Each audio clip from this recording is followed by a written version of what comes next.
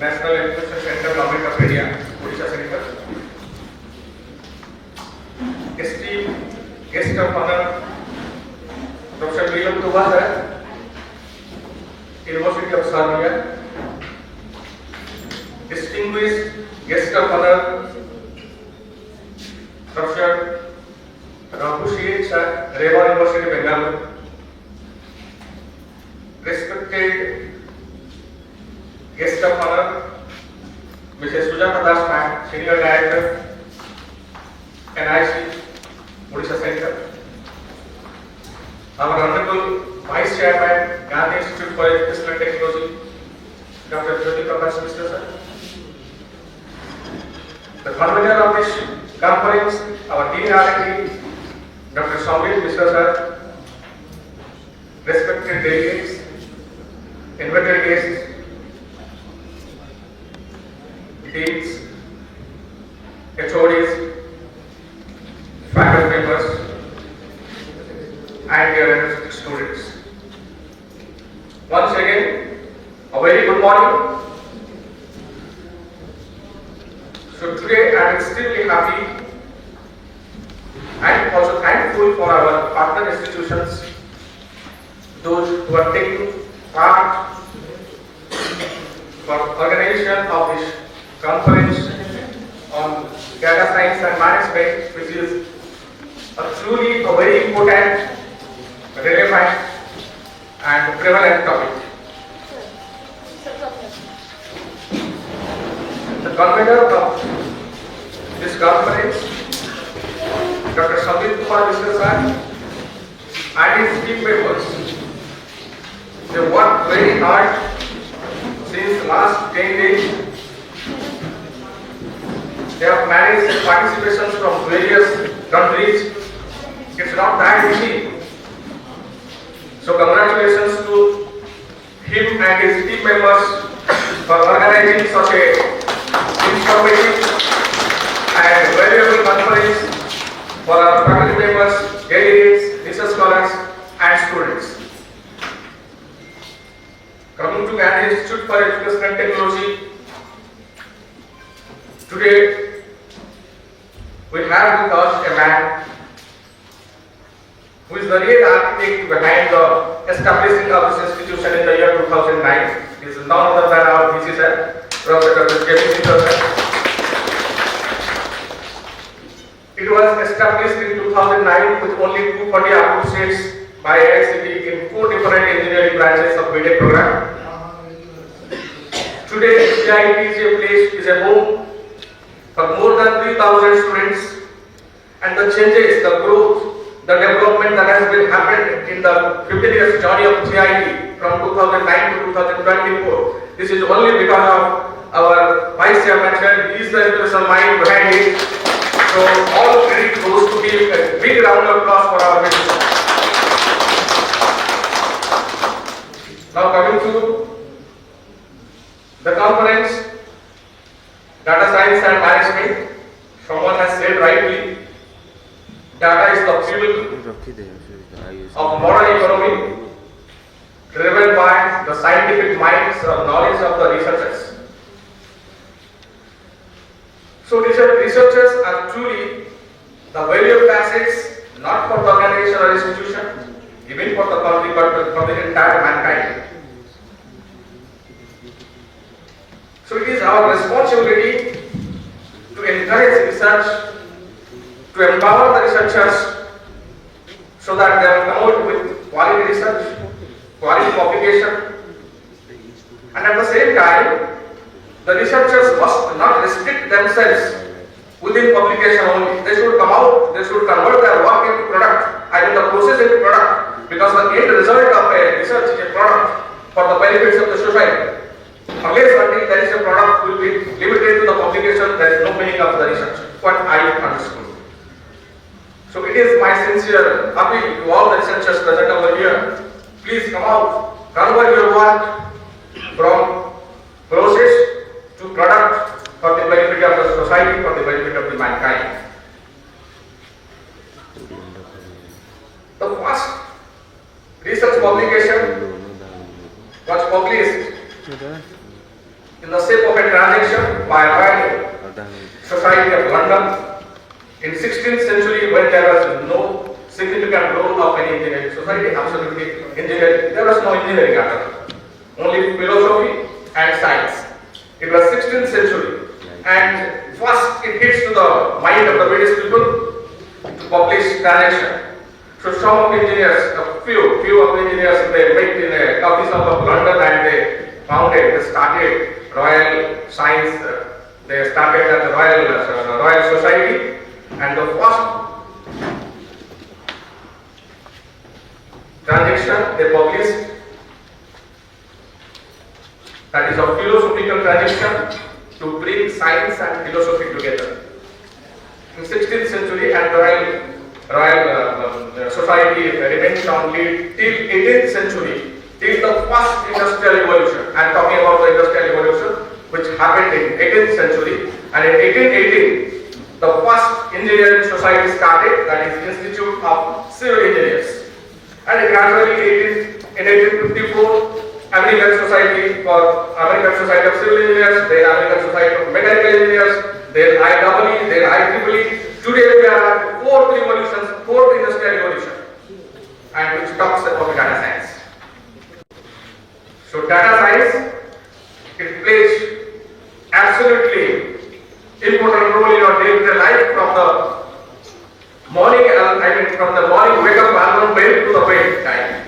Everywhere you find data science.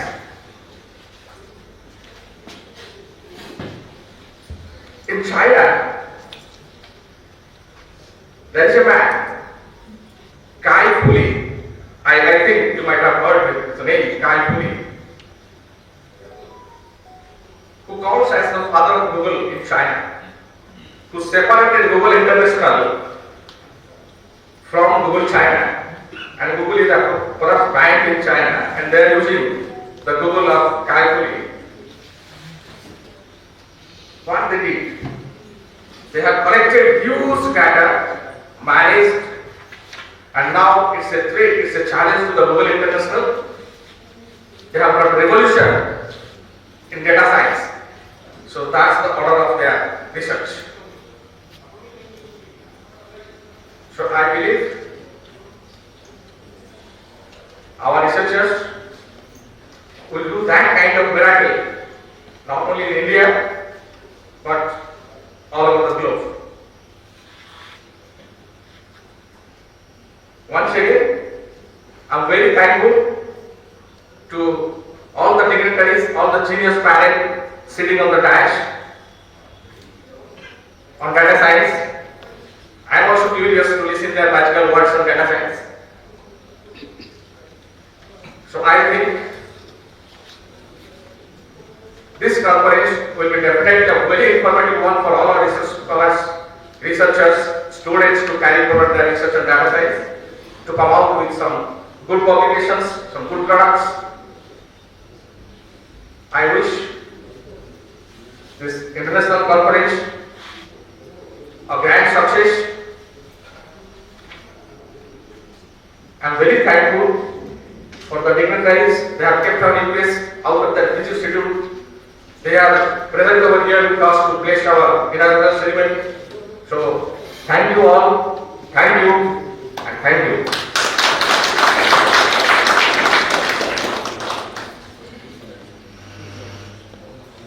I would like to extend my deepest thank you to our principal sir, Professor Dr. Jivananand sir, for his inspiring and insightful address.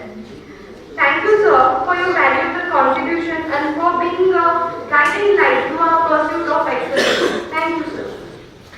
Now I would like to convey a warm welcome to Professor Dr. Raghu sir to this international conference on Data Science and Management 2024. It is a great honor for me to introduce a visionary leader with expertise, vision, and commitment to foster innovation. Makes him the perfect person to address us today at this international conference. His profound insights and unwavering commitment to excellence are sure to inspire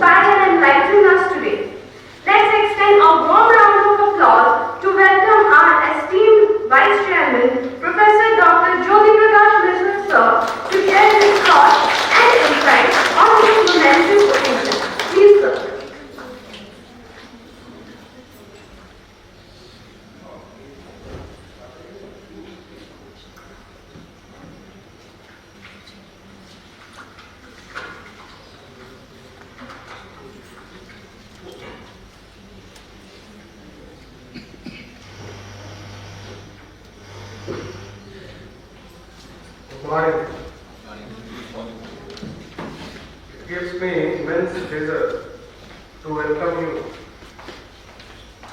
on this inaugural of this conference, ICDSM 2024, in our institute, Gandhi Institute for Education and Technology. We are eagerly waiting for your presence, sir, this morning. Dear Dr. Gupta, our guest this morning, Deputy Director General, NIC, Government of India, Mrs. Sujata Das, Senior Director and Head, NIC, Odisha, and Professor Dr. Milan Kumar, Vice Rector, Synergy University, Serbia, Professor Eva from Trinity University, Texas. She is on the way, she will be joining us soon.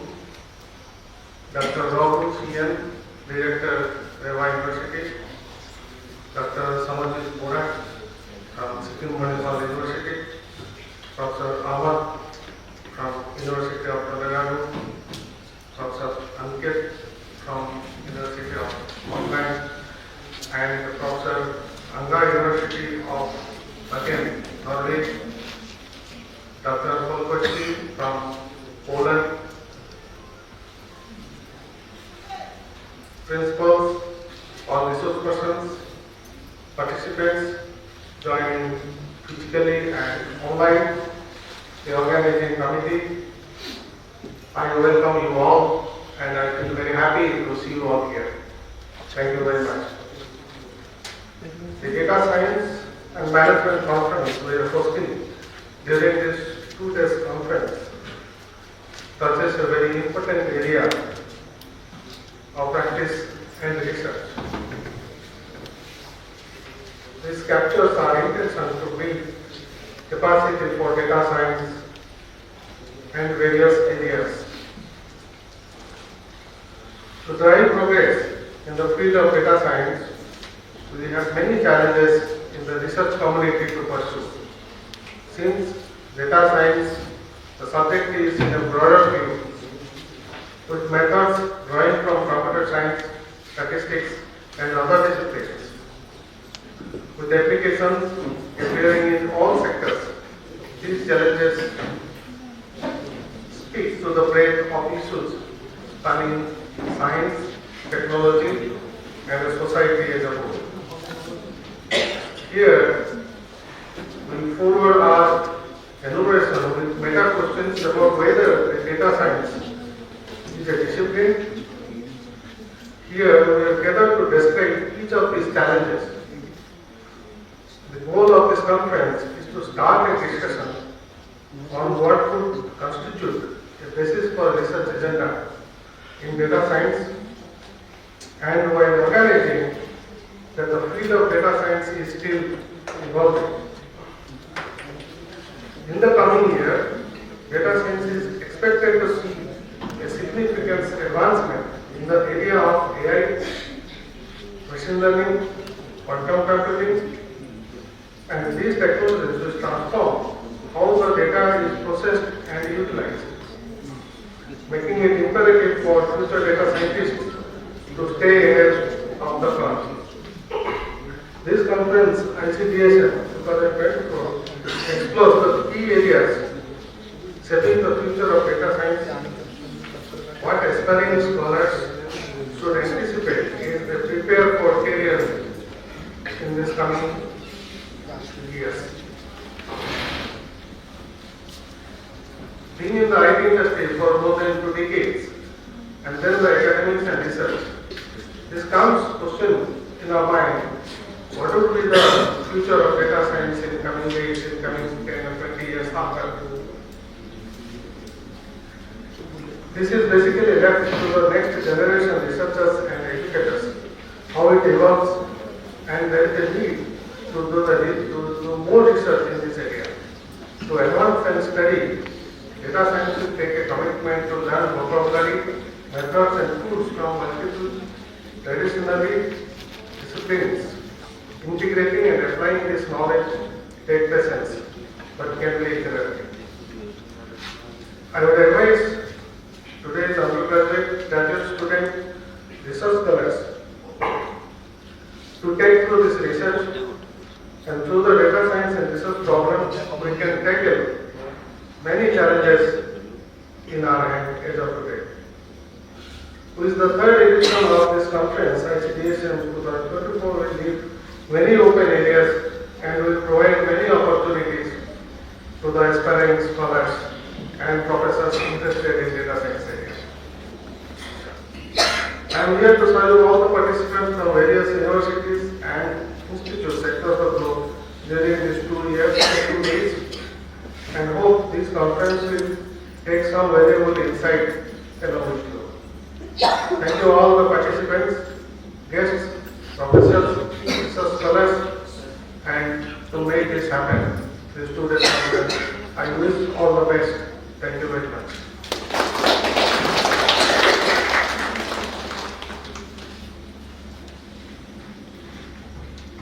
Thank you, sir, for your enlightening words. Now, it will be my absolute pleasure to invite Dr. Milan Tuba, Head of Artificial Intelligence Project, Singapore University, and Vice Rector of Research at Sinalia University, Serbia. Dr. Milan Tuba, Professor of Computer Science and Mathematics, has been included in both versions of Stanford University list of 2% of the most influential scientists in the world in all disciplines for the year 2020, 2021, and 2022. Professor Tuba is the author and co-author of around 300 scientific journals. He has been the editor and co-editor of editorial board of scientific journals, Springer Books, congresses, and international conferences. Professor Tuba is a member of National Agency for Accreditation of Universities in the Republic of Serbia. It will be our immense pleasure to hear a few words from him. Please, sir.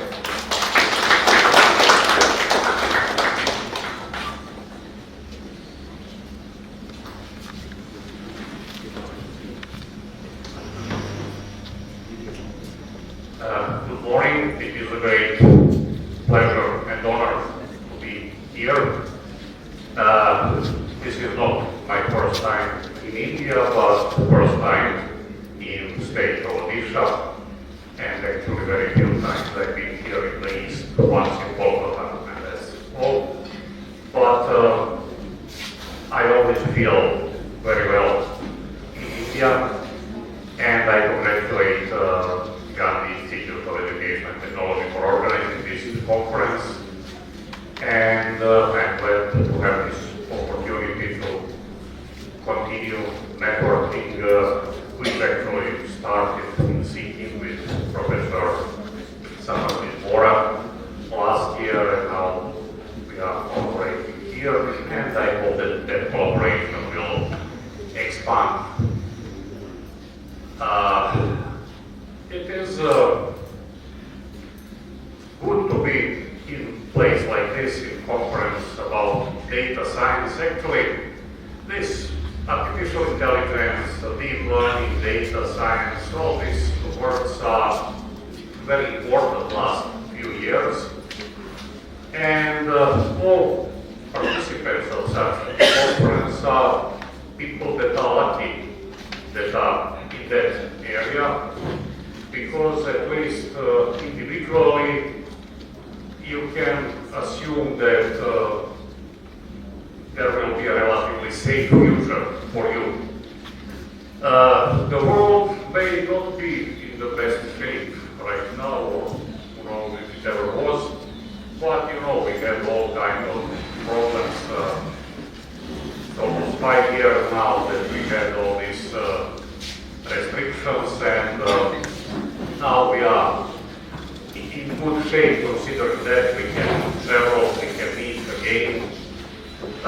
Some consequences remind, install online classes, online conferences, that is, they call it new reality. And some of the largest world congresses are reduced. Sometimes some of those congresses have 1,500 participants, now maybe 100. So that is that people are getting used to this technology, which has some advantages and some disadvantages, but that is how it works. At least travel is possible now. Actually, it's overcrowded because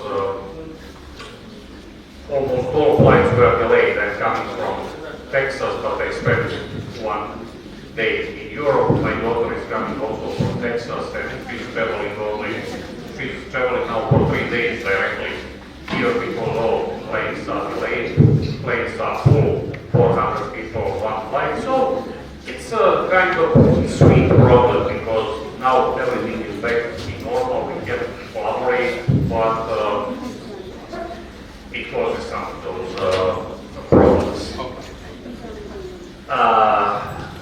In this area, right now there is a revolution. New technologies, algorithms, areas are so powerful that it cannot be compared to anything that we had before.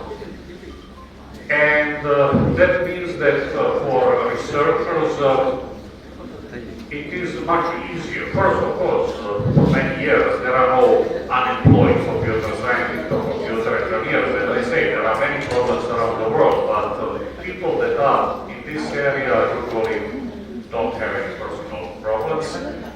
But also within that area, you know, there are times when the situation is normal, and then it is more difficult because, you know, research can.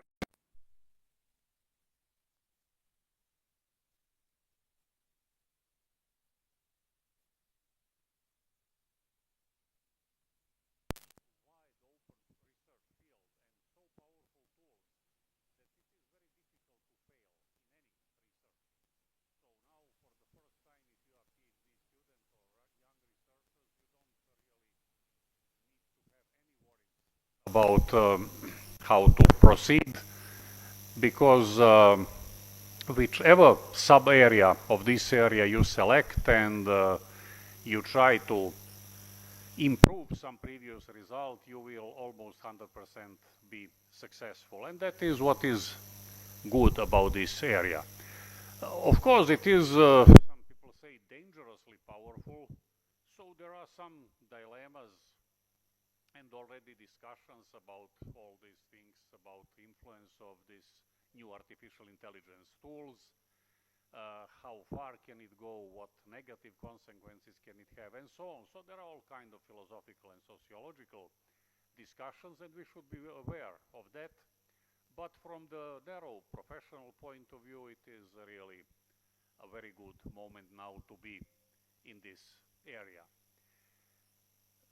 So once again, I'm very happy to be here, and later in this conference I will have more opportunity to talk about more details about research in this area. Right now, once again, I want to thank all the organizers and participants, and hope that we'll spend these 2 days in fruitful networking and collaboration. Thank you.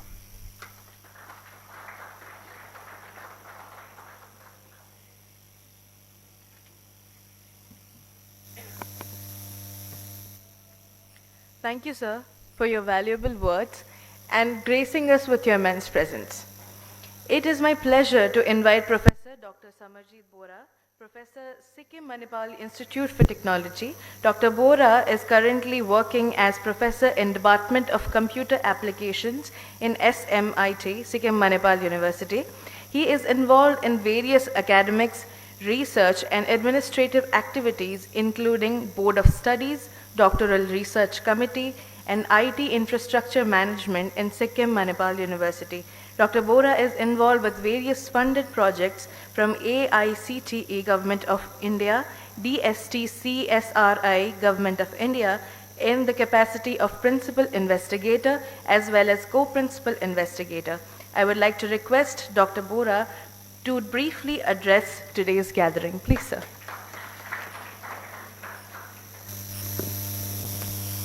So, good morning to all of you. I have to Okay, place myself here, then only I'll be visible, otherwise audible is okay, fine. Anyway, thank you so much for the introduction, and a very good morning to all the dignitaries on the dais, off the dais, and the participants, authors, and the attendees. Okay, yes, it's a hard work of group of people for almost like 1 year to make it feasible to be here for all of us today. And do you know this is one of the significant year of data science? Any idea? This is a year of significance of data science. Anyone is having any idea regarding this?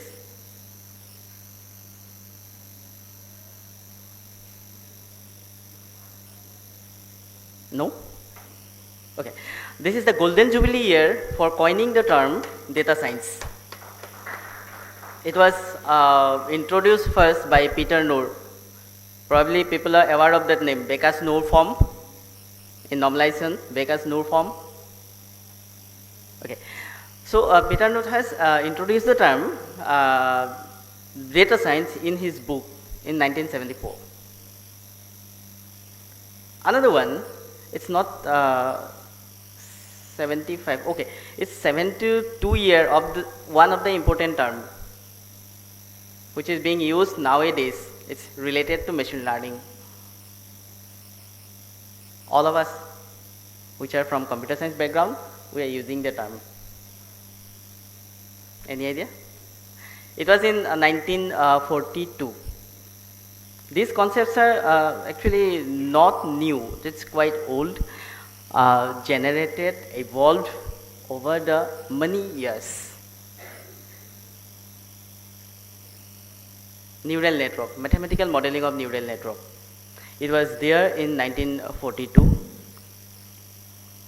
It was just introduced during that time. Even the analytics and data science, though the term was not there, the data and analytics were used in 17th centuries also by the sailors to calculate based on the data received from compass, using the compass only. They have calculated the area of arrival of a particular ship in a particular location. So that's analytics used for last several hundred years. Okay, this conference is, regarding this conference, it is enriched with 70 presentations from 7 different countries, including majority from India. 7 keynote speeches, that is, those are international keynote speeches, 2 professors from Norway online for University of Bergen, and 1 from UJW, Jan Wojciechowski University, Poland, 1 from University of Auckland, okay, 1 from University of Toledo, and 1 from Trinity, Dr. Eva.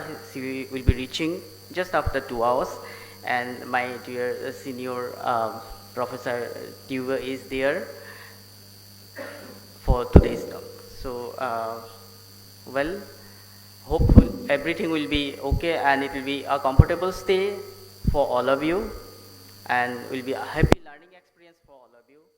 Thank you so much.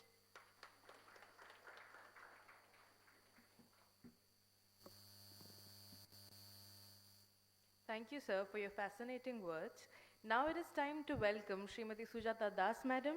She is presently posted as Senior Director IT and Head Data Analytic, NIC, Government of India in Orissa State Center, Bhubaneswar. She has pursued her Master's in Statistics from Utkal University and she has done operational research from Delhi University, as well as her PGDM from XIMB Bhubaneswar. I would like to request Srimati Sujata Das, Madam, to please address the gathering. Please, Madam. Namaskar. A very good morning to all of you, respected dignitaries on dais, my dear friends. I would like to share my journey of data It started from very beginning when I started studying statistics. We were always dealing with data. Then I did my master's in Delhi University, that is operational research. There also we learned the optimization techniques and all. After that, when I joined NIC, I have got more than 30 years of experience in e-governance. So I'll tell you why this data science is so important now. Previously, when we started our career, we had I'm looking after water resource department, I'm looking after energy department. I'll take one example to share my journey. Like in water resource department, what we are doing, we are collecting data from different divisions, how much water they are consuming, the industries are consuming. So only few records were coming, like we are collecting meter readings. But the problem in that was during COVID time, they were not able to go to the field, they were not able to collect it. So we thought, let's give them a sensor-based data collection. So every minute and second we started getting data. So now we are talking, data is oil. We are sitting on huge amount of data. Now what to do with that data? We have to find out insight from data, so that it will help the decision makers to take right decision at right time and do from descriptive analytics to predictive analytics and prescriptive analytics. Descriptive analytics is what? We are telling what is the average consumption, what is the maximum consumption of a particular industry, but that time has gone. Now it is time we have to predict what will happen after 10 years. What will happen after 20 years? After that also that journey didn't stop. Like we see, we are getting huge amount of data from different sources, the variety, the volume, everything has increased. Previously, why we are not able to do it? We didn't have the resource with us. Now we have got GPU with us. When we are talking about, like, I'll just give one simple example. 1 meter in a remote corner of a division. Now we are able to see that meter and the secretary can say that there is dirt in the meter using VLM. But for that, for processing that, we need GPU. Previously, those things were not there with us. Now we have got models, we have got huge libraries which can help us, and there are infrastructure to guide us. So students, it is my sincere request, if you are in data science, start learning few mathematics, it is essential, statistics, some models, and everything is available. If you are interested, you can take the data. It is really the oil, and if you are able to find the insight, it will be very, very powerful thing to help every citizen to take informed decision.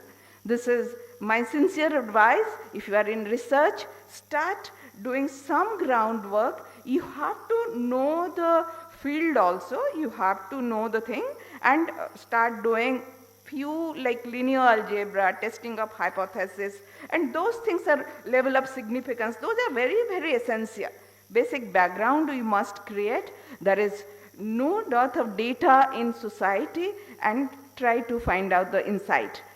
It is my sincere request to all of you, and I congratulate all of you for this conference. I wish you all success. Thank you. Thank you very much.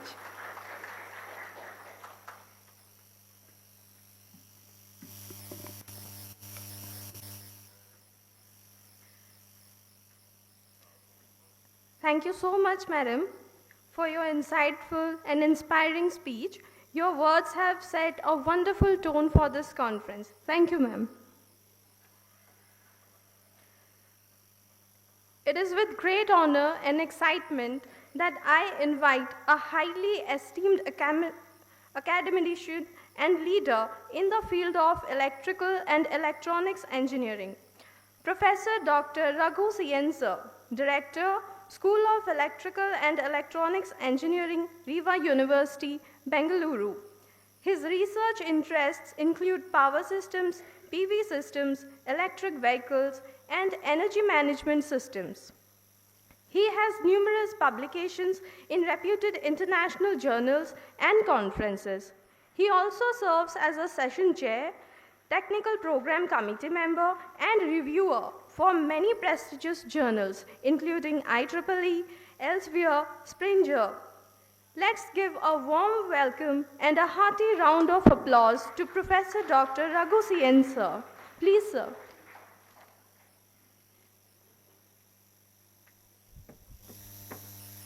Very good morning, dignitaries, on the days, off the days, participants and researchers, students.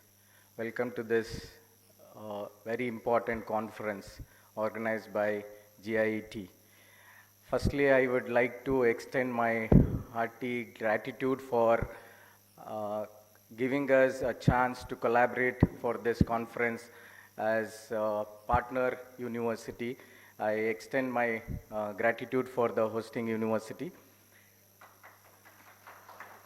And I take this opportunity to congratulate all the organizing committee members who meticulously planned for last 1 year for this session to happen for this 2 days. So big round of applause for this coordinators, conveners, so for organizing such an important conference.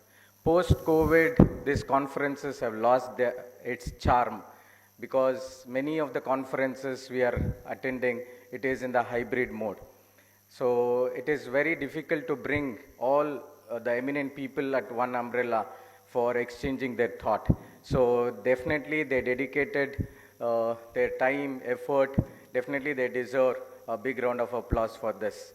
So I congratulate the organizing committee for organizing such a wonderful topic. So coming to the conference, the theme, it is very cleverly selected, bringing all the domain under one umbrella. So it is in the name of data science. Data science, there is no, it is a seamless application. So being from core electrical engineering background, we are also looking for collaborations for data. So how to analyze, how to harvest the data.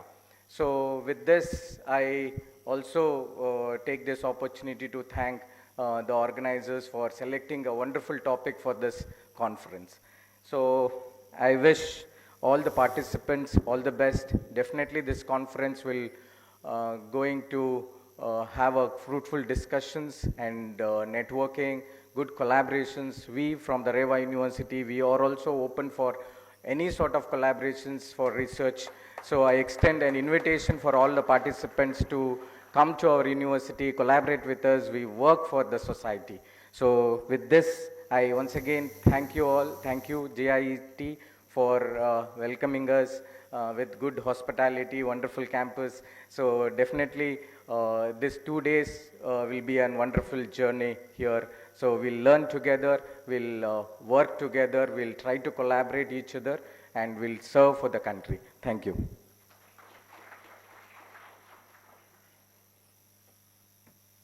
I would like to give a heartfelt thank you to Professor Dr. Raghu C.N. Sir for such a wonderful address.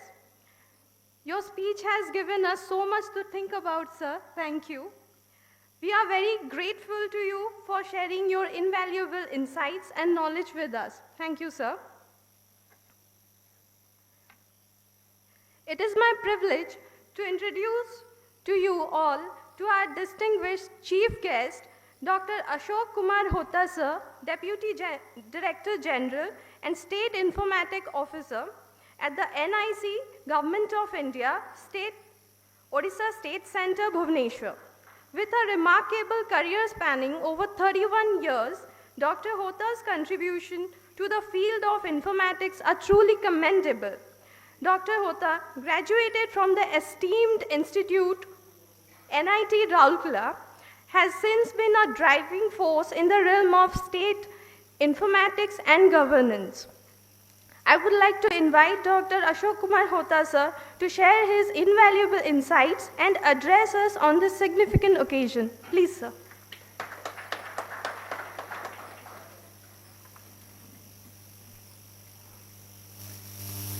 Very good morning to all of you. Respected dignitaries under dais and off the dais, very dear participants from the different corners of India and out of India also. It is my privilege be a citizen of Odisha. So let me extend my hearty welcome to all the professors who have come from different universities, and specifically to Dr. Milan Tuba sir, coming from so far countries, because when Sri Mahanti was requesting me to come here, I was thinking ki coming and going and half a day will be used. But when I listened that more than 3 days they are taking to join here, and really it is a privilege to be here and have some interactions with among all of you. So many intellectuals are here. And I will like to just draw 3 points before you. We are discussing about where to get the data. I am representing Government of India here. Government of India has come out with a data sharing and accessibility policy. Open data policy is there. And based on that policy, government is trying to open up whatever the non-critical data available with the government. And you can visit the data.gov.in. And there are all the central ministries. They have their nodal officers and they are opening up their data. In Odisha also, we have the odisha.data.gov.in. And based on those data, we have already conducted hackathons at different academic institutions, and we have given awards also. So those data you can able to use. And also there is a facility that if your required data is not available there, then you can submit a request, and if there are more requests coming up for that data, then that department will open up that data also. Second point what I would like to say is, whenever we are talking about the data science, what is coming into our mind? I think as academia, what we are thinking about the mathematics, statistics, or machine learning, regression, clustering, or whatever, these are the words are coming into mind. But as a government people or in the government domain, what is coming into our mind when we are talking about the data science? It is coming the problem domain, problem statement. What is the problem we have and whether data science can able to solve it? I'm just giving a small example. Now in Odisha, we have the potato crisis. This is a problem statement for the government. Now every politician is looking this from their political point of view. We are not getting potato from this state or that state, and why they are not giving, how we can counterattack those things. This is coming to the politician's mind. Now as a data scientist, what we are looking at this problem? Can we solve this problem? How can we analyze, how can we predict that this much of seed we require and this will be our product of potatoes? And what is the consumption requirement of our state? And can we able to produce in a longer run, maybe in next 3 years, can the Odisha be self-sustainable for the potato consumption? That predictive analysis can my data science experts give. Second is, can we give some, madam was talking about prescriptive analysis. Now for the prescriptive analysis, we have to take different parameters into our considerations. How we can able to store those things so that not only we consume ourselves, we can able to export also. So those prescriptions we can give to the government. So always our focus should be the problem statement, and our data science should revolve around that data, how we can able to use that. So please look into that. My third point, what I would like to say is, okay, we are talking about, the sir was talking about the collaborations. Even within academic collaborations, academia collaborations, it will not happen. You have to have collaborations with industry as well as the government also. Because we are sitting with a lot of data, but we don't know how to use those data, how to have the visualizations over that data. Now, we want your help. The experts or the students, the researchers who are working over the data, they can be able to use that data. And that is the purpose of open data also. You can see that there are a lot of visualization tools available and a lot of people are using that data. They are developing apps and they are also uploading over the data portal. Now, my third point, what I was trying to say is when you have the collaborations with industry, academia, and the government, you should have a multi-sectoral dimensions where, because when we are talking about data, it is not a single directions or single sector. You should have a multi-sectoral collaborations. I will just give an example what we are working with. Now, suppose a road accident is happening. Now, road accident is happening, whose responsibility is to reduce the road accident? Can data science help in that domain? That road accident or death on the road accident can be reduced. Just think of, I'm just throwing you some idea. Think of how we can be able to do it. If you look into the road accident domain, there are multi-sectors involved. The police is involved, health is involved, your transport department is involved, your insurance company is involved, and so many domains are involved. Even I was surprised too when I was studying the thing, even the mother and child care department is also involved. Because if the accident there is a child, he has survived, who is going to take care of that? So many domains are there where we have to integrate and give the solutions, how we can be able to address those things. So thank you, thanks a lot. To summarize what I tried to say, data is openly available. We should have collaboration, industry and government and academia, so that data can be properly used and analyzed and useful for the public. The third is the focus on some particular problem statement, what the common citizen are facing or government is facing, how we can be able to address this. And fourth point is the open up your mind to have a multi-sectoral views. That can only happen when you have the different academia and industry and government collaborations. In NIC, we are going to have this 16th, 17th, 18th, we have 3 days conference we are going to do. The first day we have AI Expo, using all these models, LLM or VLM madam was talking about, using all those models, we have developed some POCs, we are going to showcase those things. And on the 18th also, we are going to have a AI conclave in Jaydev Vihar. So if any students are interested, 4 or 5 selected students, they can join. You will see that some students from Trident, they are also going to present 2 AI Expo 2 models, POCs in our counter also. So that can be very much helpful and we will also be grateful to you. Thank you. Thanks a lot.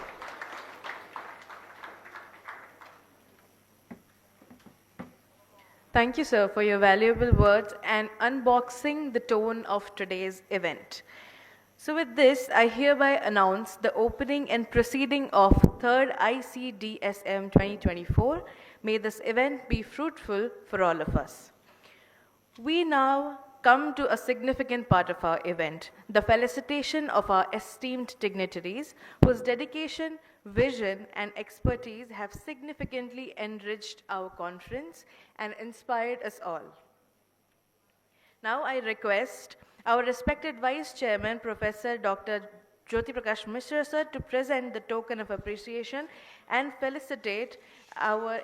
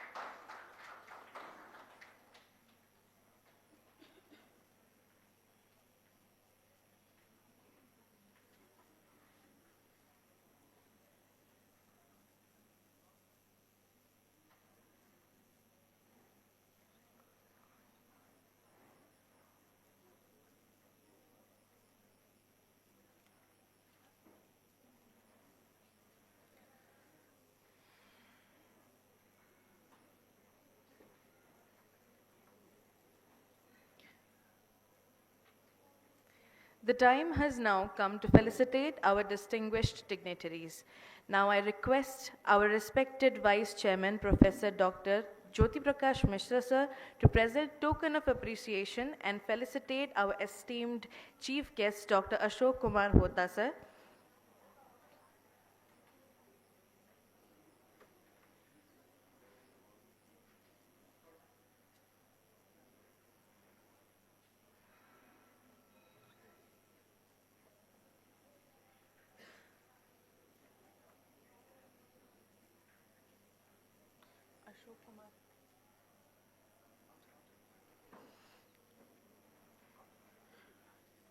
Our esteemed Chief Guest, Dr. Ashok Kumar Hota sir.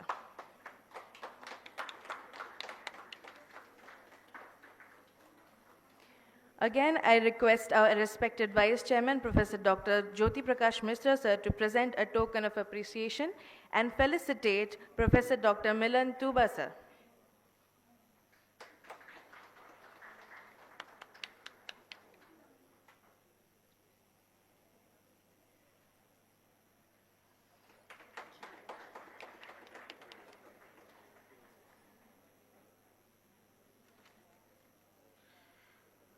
I request our esteemed Principal, Professor Dr. Jibanananda Jena sir, to present the token of appreciation and felicitate Dr. Samarjit Bora sir.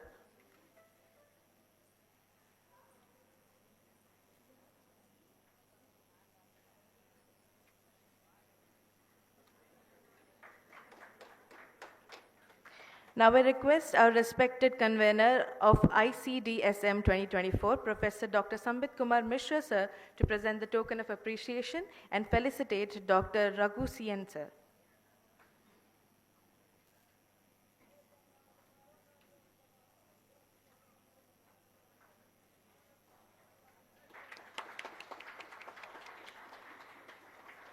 Again, I would like to request respected convener of ICDSM 2024, Professor Dr. Sambit Kumar Mishra sir, to present a token of appreciation and felicitate Srimati Sanjukta Das madam. Srimati Sujata Das madam. Please give a huge round of applause.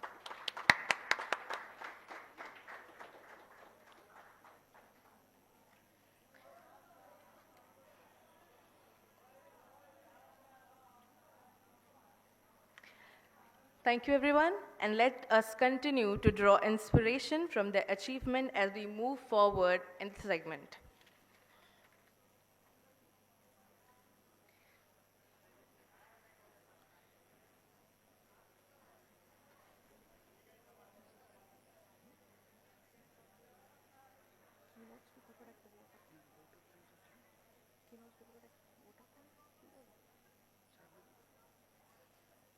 As we near the end of this formal program, the official meeting, I would like to request the convener of ICDSM 2024, Dr. Sambit Kumar Mishra sir, to please give the vote of thanks.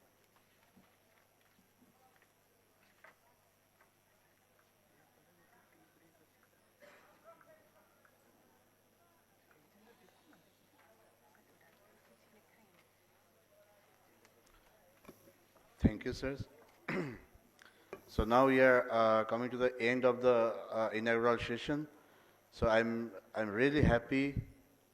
In fact, our GIT family is extremely happy with the august presence of the eminent speakers, and including chief guest, guest of honors, for the successful completion of this conference.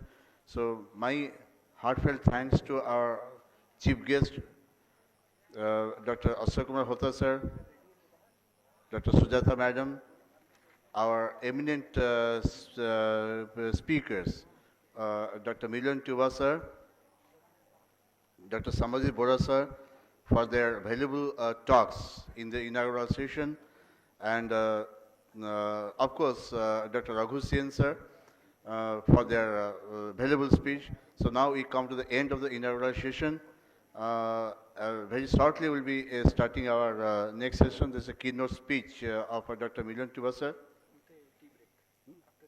after the tea break. Thank you so much. Thank you, sir. So we will meet again after 10 minutes. After this tea break, there will be a keynote speech by Dr. Milan Tuba, sir, in this very auditorium. Thank you, everyone.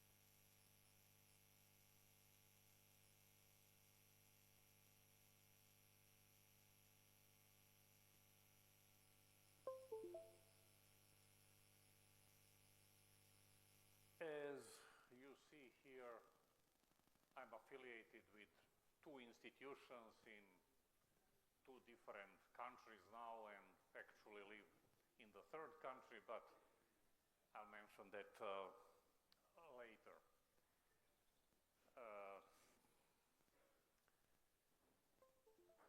As I mentioned before, it is good that we can travel again.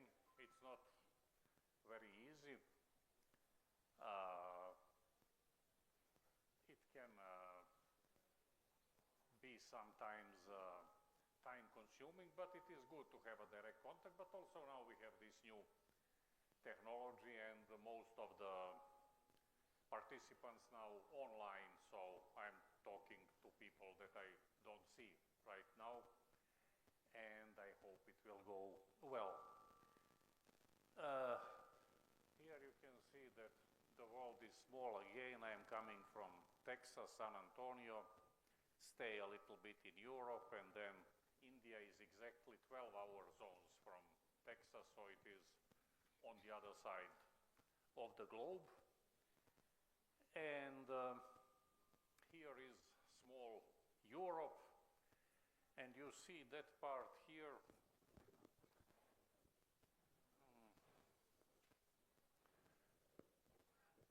Was Yugoslavia when I was born there, and now there are many countries there, so I am head of the department in one country, vice rector in another country, have PhD students in third country, and collaboration with the fourth country, and so on. And here is Trinity University in San Antonio, Texas. And now the topic of this lecture will be first to express one opinion or maybe advice, especially for younger researcher, and then in that context to mention three somewhat independent but related topics. One would be about convolutional neural networks, which are the fundamental of many new technologies. The other one would be about hard optimization problems, which is a little bit older, but also very promising research area. And then the third one would be a combination of those two. So, as you can see, this is slide number 5 of 98, but don't worry.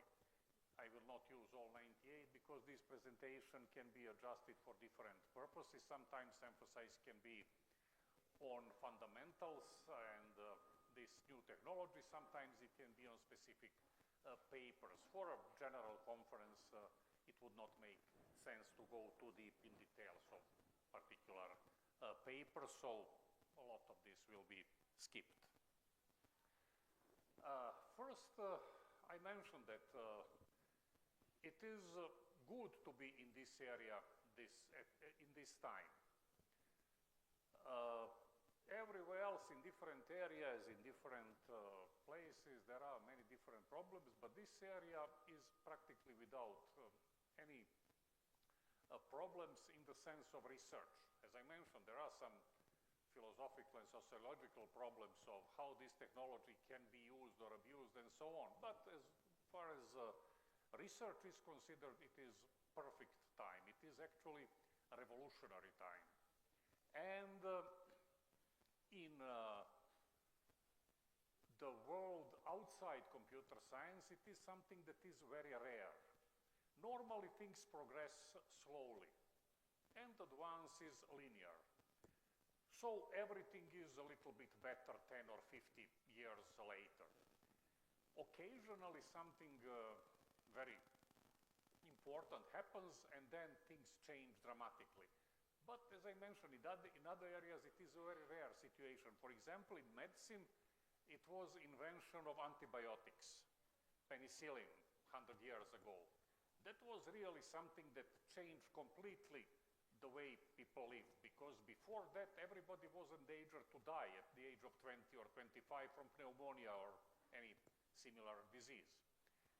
And that was for thousands of years, and then suddenly it was deleted in few years, and now nobody really cares about pneumonia or such diseases. Nobody dies at the age of 20 from bacterial infections and so on. So that was revolution, but it happens very rarely. In computer science, we had a number of such revolutions with PCs, internet, smartphones, and few other things. And the latest one is with this, what is now known under many different but similar names: artificial intelligence, deep learning, data science, convolutional neural networks, depending how narrow you go to a certain area, but it is all interconnected, and it is really something that is revolutionary. I will illustrate on one important and simple example how large that revolution is. As I mentioned, in other areas, cars are better today maybe than 30 years ago or 60 years ago. Maybe they're using a little bit less fuel, maybe brakes are a little bit more efficient, and many other things, you know. But it's all slow, linear improvement. Here, in this area, I will use an example of a problem that is known as handwritten digit recognition. That was an important practical problem during 90s, 30 years ago. Before that, of course, it was a license plate recognition, but it was a simpler one because license plates on cars are very regular. You know the size, the shape of the letters and everything. Handwritten is something very, very different. It is more difficult because people have different handwritings and can write digits in a very strange ways. So it was very difficult problem at that time, but important one for practical purposes, let's say to automatize sorting mail with zip codes or sorting checks in banks where people write digits by hands and so on. So while computers are very good at number crunching, they can do divisions, multiplications, billion times faster than any human, and they are perfect for that. For things like image recognition or understanding or anything dealing with images is very difficult for computers because they deal with numbers. And now when you convert image to computer form, it is matrix of numbers. Then manipulating that matrix is very different from what we do. So for a person, it doesn't have to be a very intelligent person to recognize 100 or 1,000 people in a fraction of a second. I know you, I know you, I know your name, and so on. For a computer to do that, it's very, very complicated algorithm, and we all know that. So at that time, it was very important practical problem, and it was solved satisfactorily and used for those purposes. However, what is important, at that time, a database was formed, and it is maintained at University of California at Irvine. And it's been used during last 30 years as a benchmark. So that is good when in one area we have universally agreed on benchmark. So for 30 years, everybody that was inventing some new approach, some new algorithm for classification of images problem, use that as a benchmark to compare it to others. So we can see how the science and technology was progressing. And here is a sample of those digits. You can see that some of them are rather strange, like this 0 here, or maybe this one here, and so on. And during the last 30 years, different methods have been used. Convolutional neural networks are the latest one, even though they are not so new, and that really introduced a revolution around 2012, so that is 10, 12 years ago. And we can see from different diagrams here how suddenly the number of papers or the accuracy of recognition becomes much better somewhere around 2012. And what is important is that if we look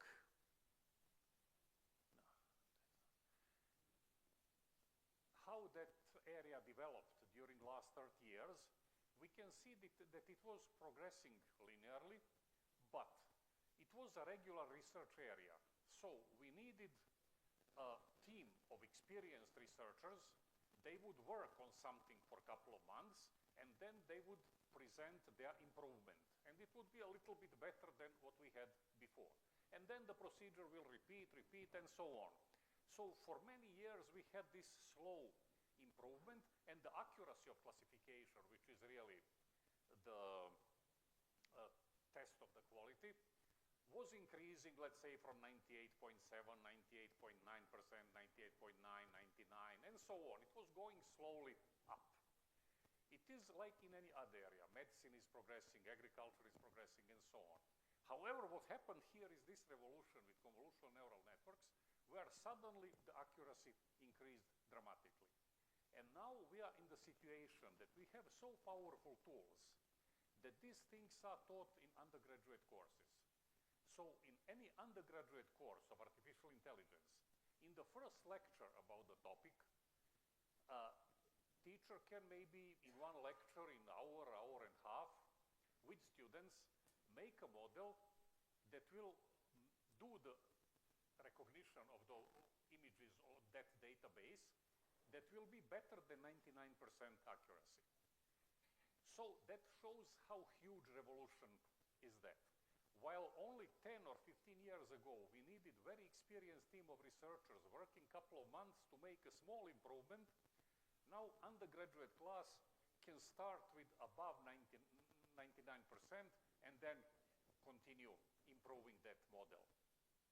It would be similar to, let's say, that medicine had progressed so much that now second-year medical students can do heart transplant.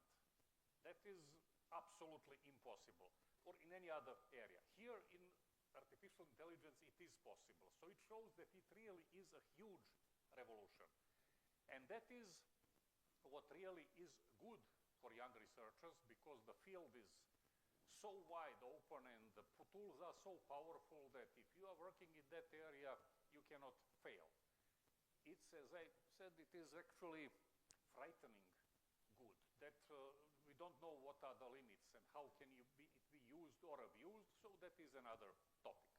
So this simple example was simply to illustrate that in this area of artificial intelligence, machine learning, image classification, it can be viewed from different points of view. It is really a special time. It is time of revolution where improvements are huge.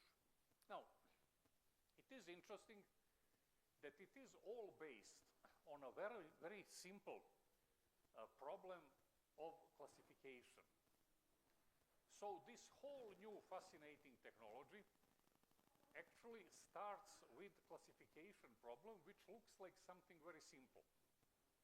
what is a classification problem? Well, mathematically defined, it is for the set of entities, some entities, entity elements. Entities can be anything. It can be humans, students, cars, villages, plants, whatever, birds. So some set of entities with certain features. Based on those features, we need to classify them. Do they belong to certain class or not? So for example, for students, we need to classify them.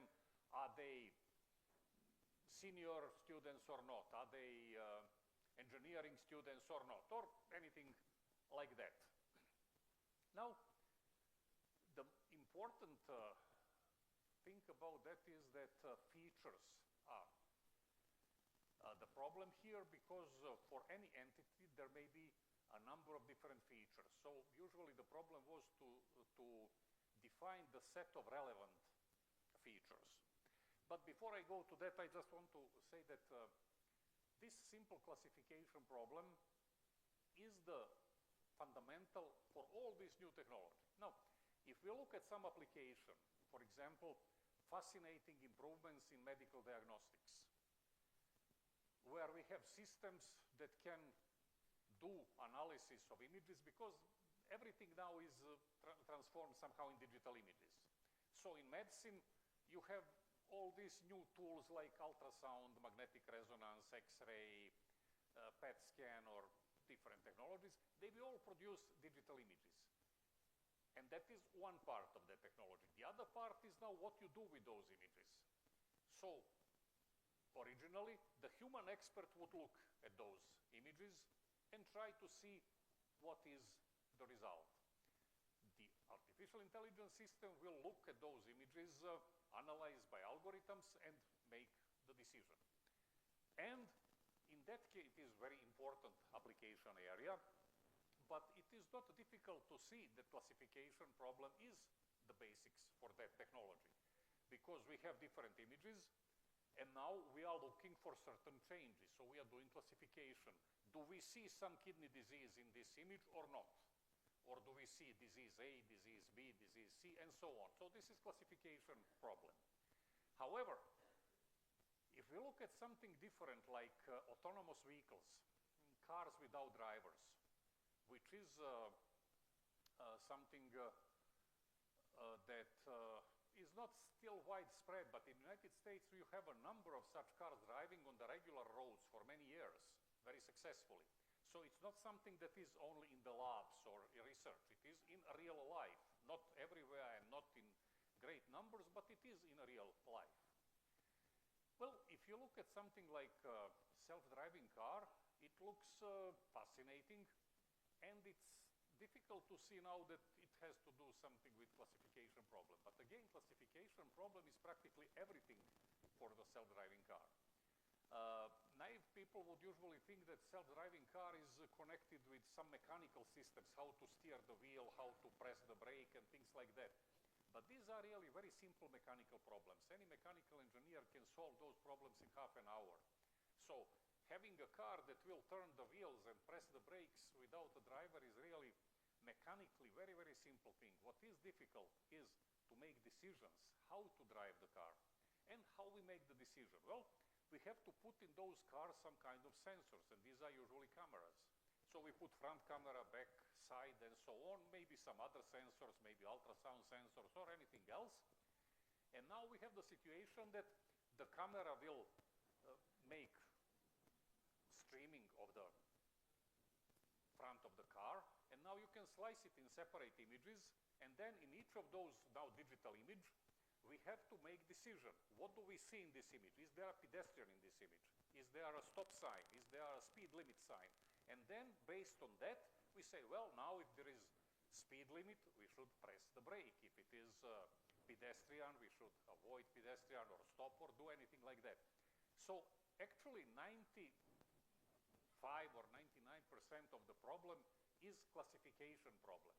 We have images in real time, very quickly and very accurately. We have to recognize what is in the image and based on that make decision. Everything after that is a simple mechanical thing. So something like medical diagnostics and self-driving car, which look very different, are actually areas that are very connected. They are all based on classification problem. So that shows that this is something that is very applicable.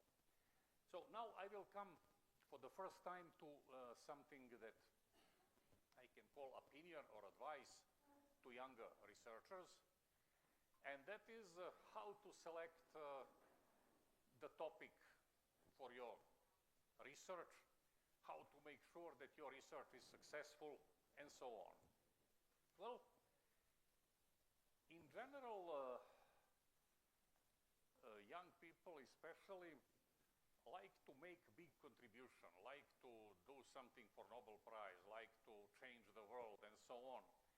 But there is a danger that they will never finish their studies if they try to do too much. So my advice would be, you can contribute a lot, but not really by inventing something that nobody ever invented. The things are moving in such a way that million people are contributing a little bit, and then everything is together making a progress. So you have to accept that, not to be less ambitious, but to understand the limitations. And then also which area to select. People usually like,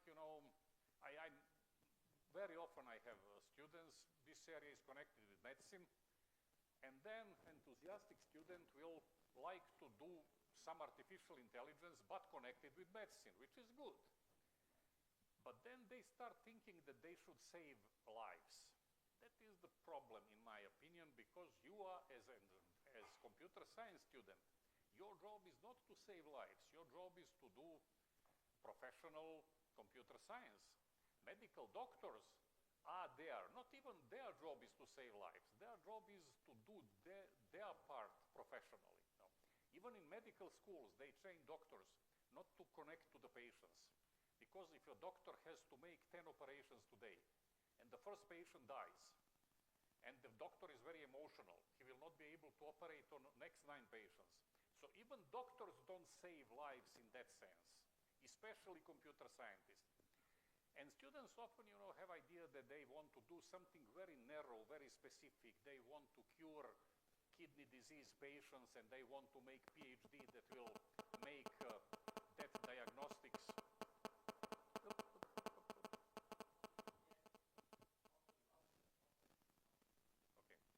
That will make the diagnosis so much better and so on. And they connect with certain hospital, and then they want to make a working system. It is good, but working systems are made by a team of well-paid people. You can do it after you get PhD. If you want to get employment, then now 10 of you go there, get huge salary and work on that and make it practical. But as a research, you really need to finish something in a reasonable amount of time. And for that, even though from outside it looks the same, you want to make a system for diagnostic of certain kidney disease. It's fine. But you should concentrate more on the tools rather than on the application of the system. Because it's too early from your PhD thesis to make a working system. Time for that is later. So as a younger researcher, it is much better to have tools. Tools can be applied to anything. Some people may have very steady job during the studies, but some people don't know where they will go after that. So if you have tools, you can apply them to any area. After that, you can go in agriculture, or you can go in medicine, or you can go somewhere else. And if you have tools, you can apply them. You are analyzing images. Images are everywhere. Satellite images are controlling crops and floods and other things, or medical images are controlling liver or kidney or something like that. So if you are dealing with images, you can apply that knowledge anywhere. If you already have a job in certain agriculture company and so on, it's okay, you can proceed in that direction. But it's in general safer to have tools rather than narrow applications, and then you can apply it anywhere. So one tool is that convolutional neural network for image classification, and with that you can, after that, select any area and you will be successful. Just let me check the time now. It seems maybe 10 more minutes. shorter. I wanted to mention a few words about feature selection, but I'll try to make it very short. These new systems are powerful because they removed most of the hard work from us as researchers, programmers, whatever we are. As I mentioned before, for classification problem, it was very difficult to select a relevant set of features.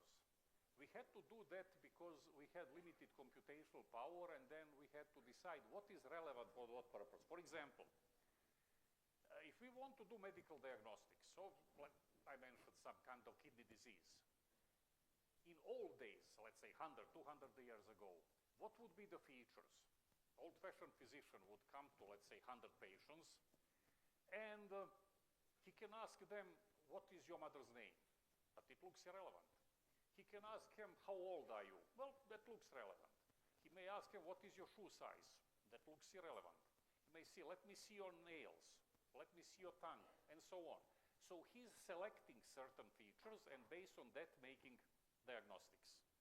So human may have thousands of different features connected to each person, but then he selects 10 features, usually some physical features, and make diagnostics based on that. Now, we can see how it was progressing. Maybe 50 years later, people improved chemistry lab and so on, and now we have blood works. That is new technology. So now you can go and get few drops of blood, and then you can analyze that, and you can get an array of numbers, which are certain elements of your blood, like red blood cells, white blood cells, and all those things, you know, this, what are they called? AST, GST, THS, and so on, whatever is in. And you know, some are related to liver disease, some are related to functioning of kidneys, some are related to heart, and so on. So now if you have blood works, it is a piece of paper with, let's say, 50 numbers. Now how the diagnostic process would work? You would have the same 100 patients, and now they would have a piece of paper. A new physician would come and not even look at the patient, he would look at numbers. And he will make classification better than the old-fashioned physician. The old-fashioned physician say to touch you here, listen here, and so on, and then make some kind of diagnostic. Now the diagnostic is much more accurate just by looking to numbers. So that shows how technology improves and how it introduces new possibilities, better accuracy. However, we can see that now two people can exchange those papers, and that is dangerous. That is something that didn't exist before, because if a physician is looking at your eyes or at your nails, he cannot switch you to another person. He knows who he's looking. But if I have a paper, I can switch paper, and now terrible error can happen. I have this paper again, okay, you go to kidney operation. Why? Well, because you had another person's paper. And people may say, look, this new technology is dangerous. It is dangerous. It is giving new possibilities, but it is introducing new, unknown, terrible errors. And now we have to deal with that somehow. And of course, we didn't exclude blood work because such error can happen, but we found a way how to make sure that this sample belongs to this person and so on. So, it goes even further. Here we know what are new features. It is amazing what is possible, but at least it is under our control. But if we expand in that direction, finally, modern system will translate it to this example, say, give me everything about that person. What that person had for lunch last December or last August. Is it relevant? Probably not. Give me the grandmother's name. Is it relevant? Probably not. Give me the shoe size and everything. Well, I just don't want to waste time. And after all, I don't really know if these features are irrelevant. When I was talking about kidney, I just made an example.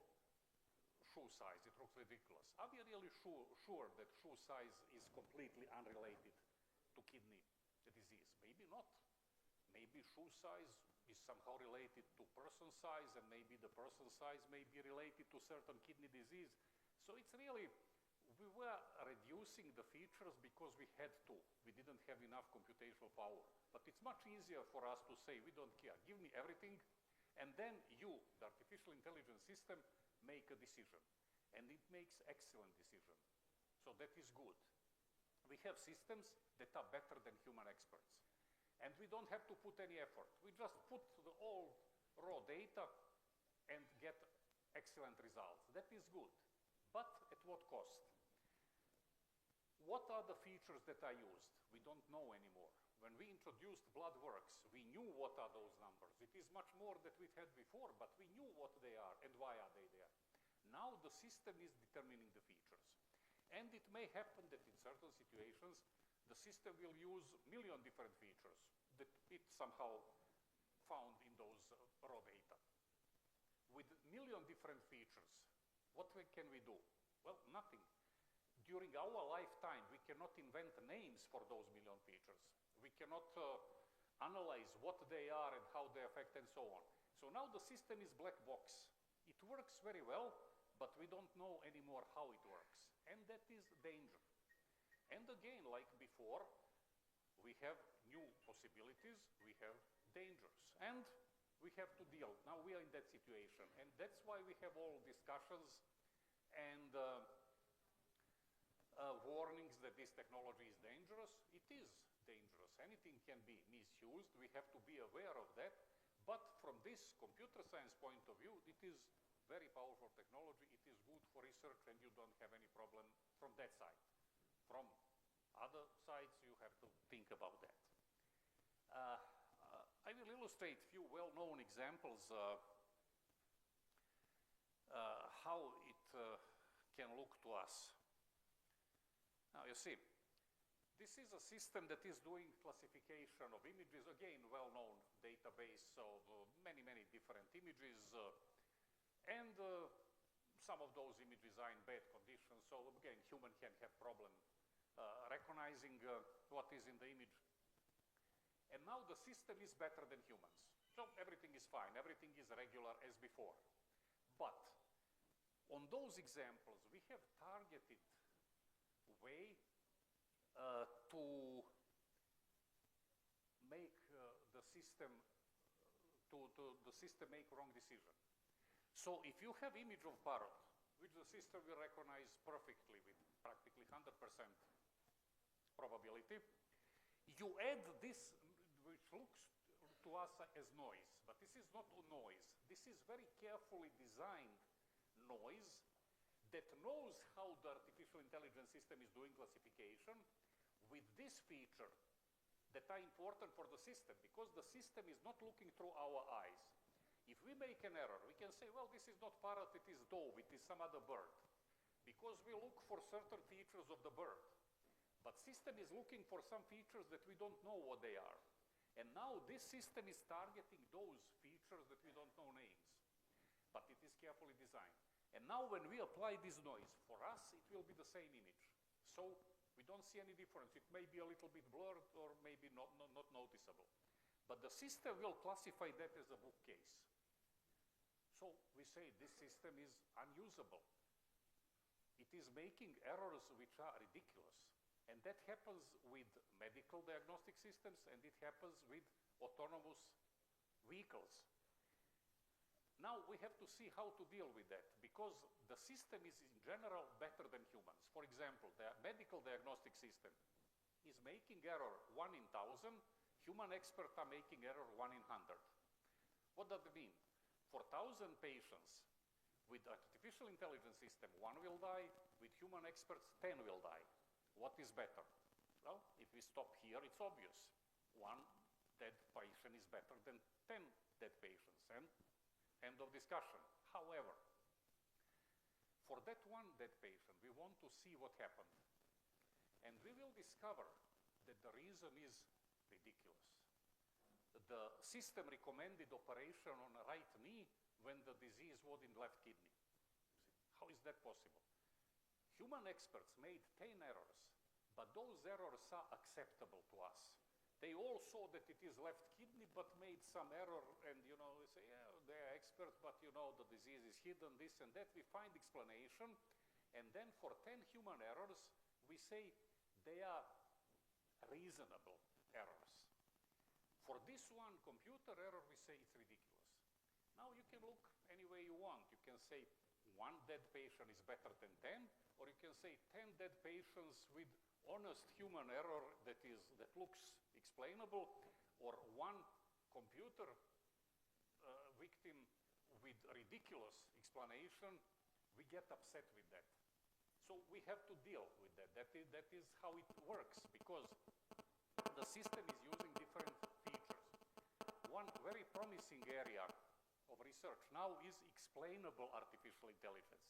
And it is required in such areas like medical diagnostics, self-driving car, and so on, because we want to keep some control. We want to have explanation. However, unfortunately, these goals are contradictory.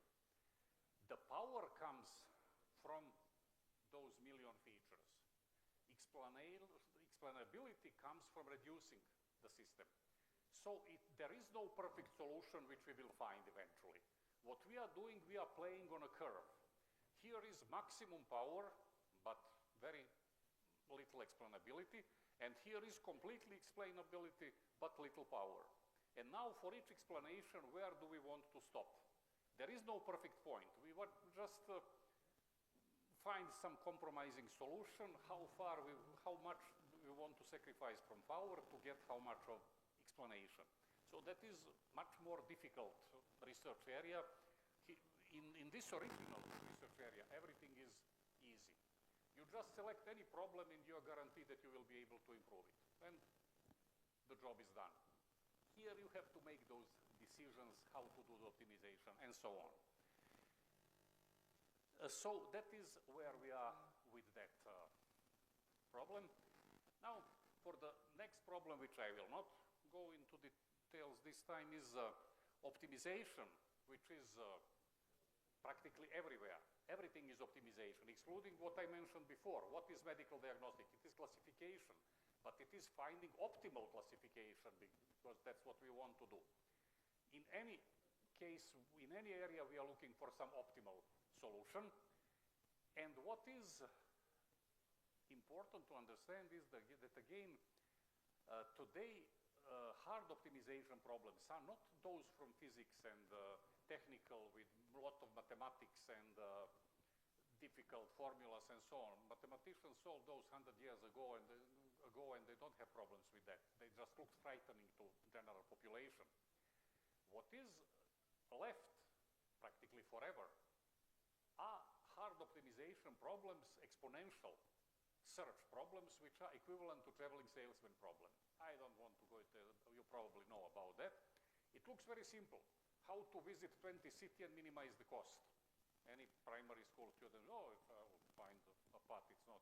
Yeah, but the problem is to find the optimal one, you have to examine all the solutions. And the solutions in 19 factorial, which also looks very easy to write by hand, but the number is huge, so you will need 2,000 years on computers to examine all those solutions. And there is no hope there.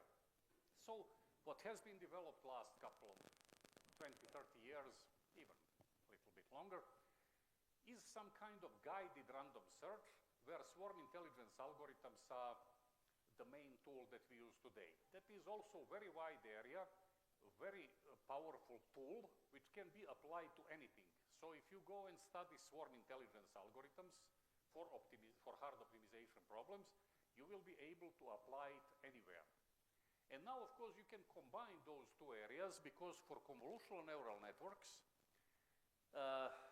they have certain architecture. That is how many layers, how many neurons in each layer, what type of algorithm, and so on. So these are all separate hyperparameters, and finding the set of optimal hyperparameters is equivalent to traveling salesman problem. So you can apply swarm intelligence algorithms to this area. There are some huge difficulties about that, but that is combination of those two areas, which is also a promising area. And of course, what I would do in some other talk is a list of paper, for example, in high-level journals, conferences, and so on. So you can see here 3, 4, another 4, 5. That is all in last 2 years. So one group tried to apply this and never failed. So whichever problem we selected, in reasonable amount of time, we were able to get results better than previously known. Because what is scientific contribution? You improve knowledge. So you have certain state of the art for certain problem, and now you apply something that you propose, something new, and if you get better results, that is a valid contribution. And of course, sometimes it succeeds, sometimes it fails. But in this area, it is practically guaranteed that you will succeed. And what is the area? Area is anything. The power is in the tools. So your area can be medicine, your area can be agriculture, it can be power distribution, it can be routing of railroads or whatever. You apply these new tools and you will improve results that were published 5 years ago using less powerful technology. So that is this good combination where my advice for younger researcher would be, if you have limited time, maybe in next year, not to save the world, but to finish PhD and then go and start working. Having powerful tools is something that helps not to go too many dead ends and then come back and so on. The first attempt probably will be successful, and that is what is good in this area and in this time. Everything else is for each individual to decide. So for this time, I think I have to finish here. Thank you.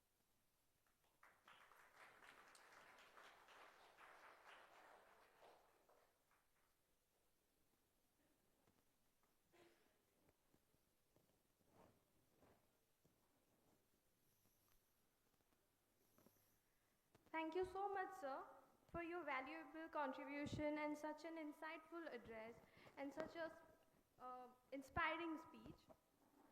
For being a guiding light also. Thank you.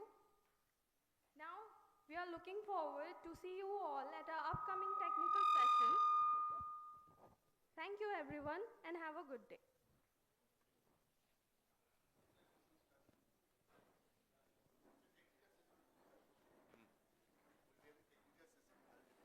What? Technical session will be started. Technical session. We'll start here. Yeah. Oh, okay.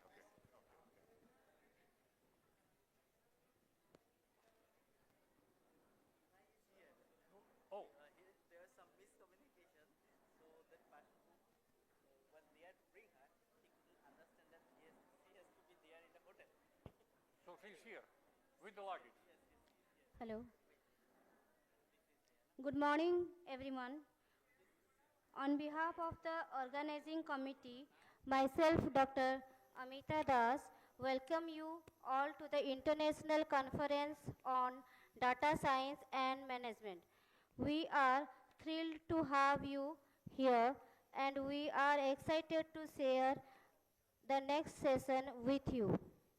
This conference is a unique opportunity for us to come together, share ideas, and learn from each other's experience. Now, I would like to introduce our session chair, Dr.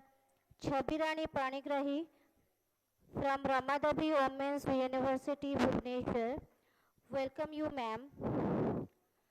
Then I would like to introduce our session chair, Dr. Sudipta Bhattacharya, eminent guest, chair of this session. Welcome you, sir. Thank you once again for joining us, and let's make the conference an unforgettable experience. So first I would like to call our participant paper ID 21, paper ID 21, to come and start the presentation.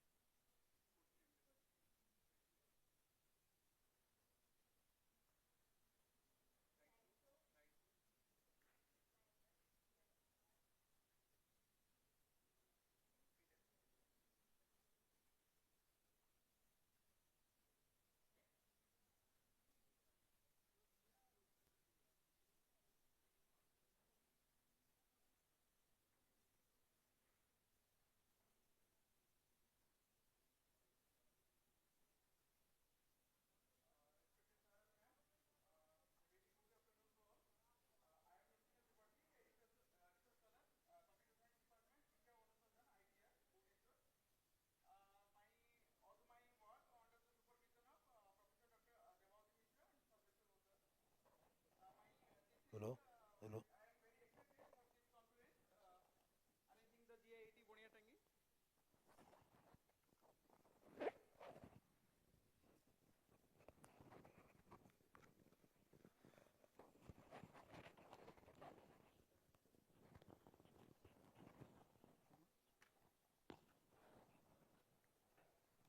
My work is on comparative analysis of spillover effect in the cryptocurrency market using deep learning approach.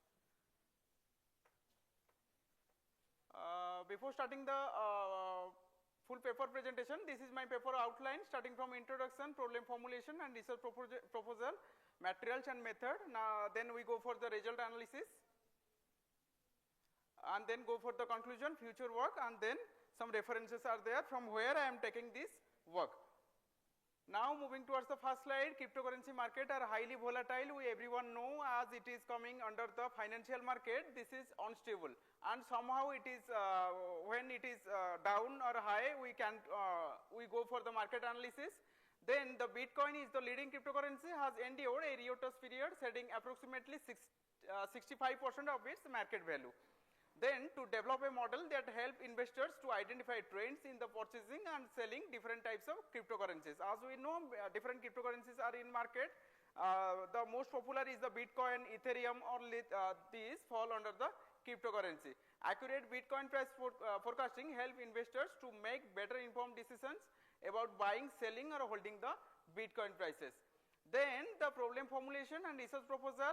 Why we go for the cryptocurrency market prediction? Bitcoin, the most well-known cryptocurrency, is recognized as a valuable asset and a standalone electronic currency. As it is, go for the secure hash function SHA-254 family, then all the transactions are going under the very secure. Then automated systems rely on price prediction to execute traders with precision and speed using algorithms that maximize efficiency and profits in a volatile market. In summary, we aggregating all these things, we can say that accurate Bitcoin price prediction can provide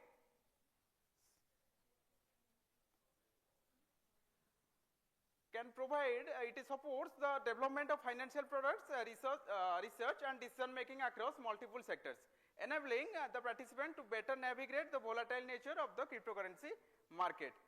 Then in this work, we comparing 4 different models, starting from GRU, that is gated recurrent unit, then LSTM, that is long short-term memory, then we go for the convolutional neural network, that is shortly we call as CNN, then we go for the bi-LSTM, that is bidirectional long short-term memory. In this work, we taken the BTC USD, that is Bitcoin, and the US dollar dataset is taken from Kaggle computation from January 2012 to September 2020.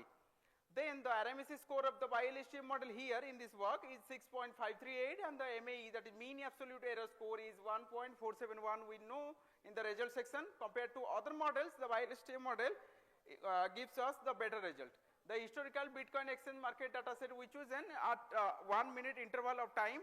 Here we taken the 7 different types of attributes are there, that is timestamp, OHLC, that is open, high, low, close.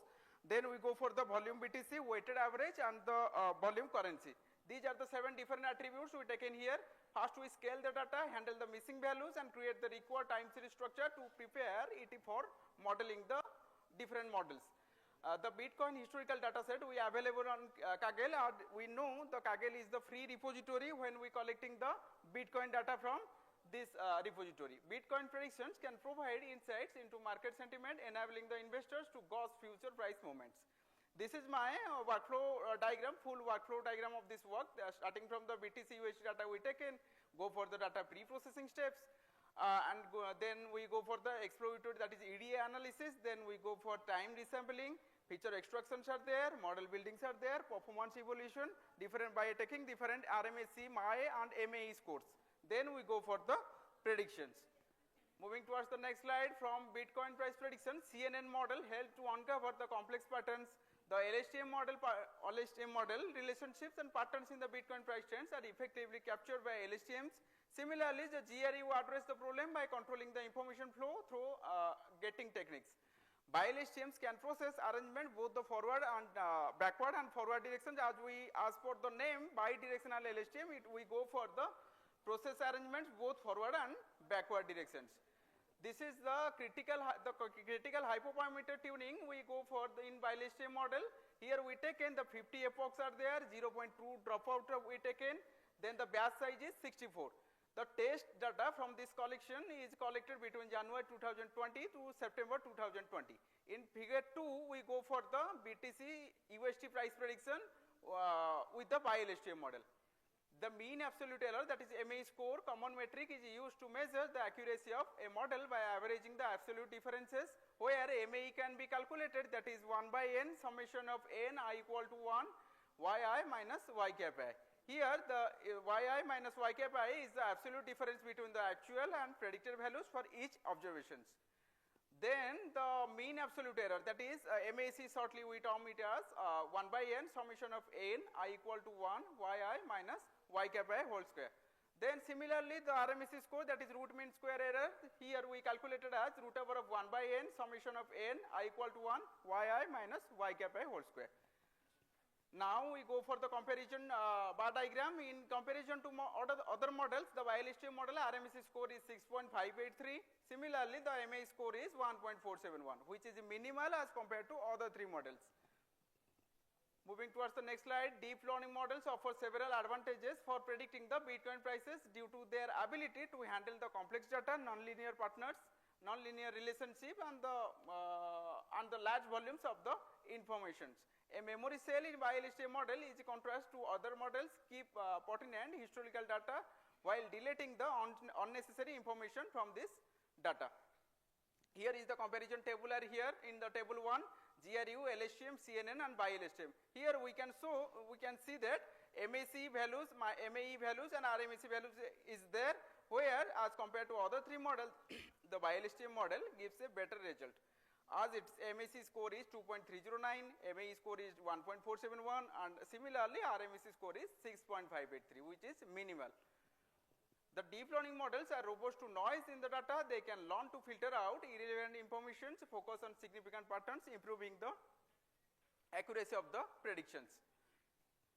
These are the future works prediction models may be made more accurate and robust by using a wide variety of informations. An important perspective in the current study will be deployment of additional deep learning models to predict the Bitcoin prices. In the near future, we can hybridize this biLSTM model by adding some econometric models like GARCH, TARCH, eGARCH, all these models, and also we can add this, I am working on it nowadays, adding some models, other deep learning models to biLSTM model to hybridizing this model and getting the better results.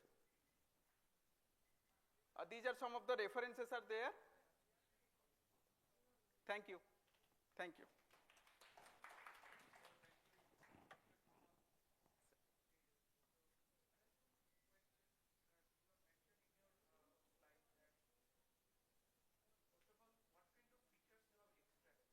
Basically, sir, we go for the close. Here we taken 7 attributes are there. We from the close section, there is in transaction open are there, close are there. We taken the close prices. These features I am just retrieving from the. Okay, sir. Yes, sir. Yes.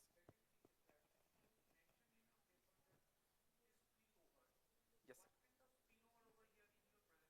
We can see it as spillover, we can term it as when the market, we go for the financial market when we go for.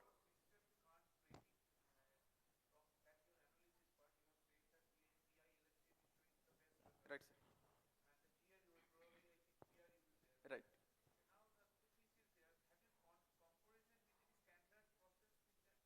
Yes, sir. I am just going for the hypoparameter tuning. In the no, sir. In the hypoparameter, we going for the best result. That is when we go for the taken the epochs 50. Right.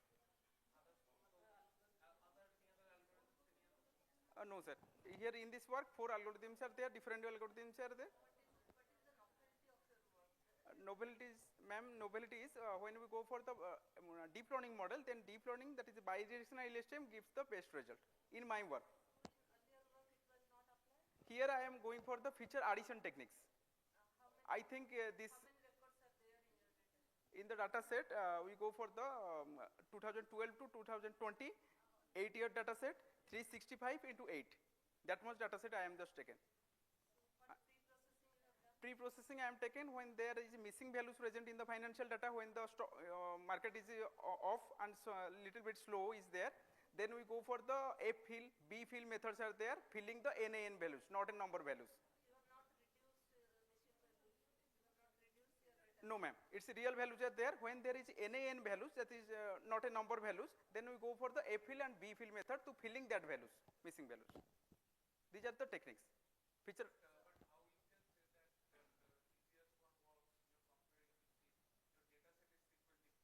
Yes, sir.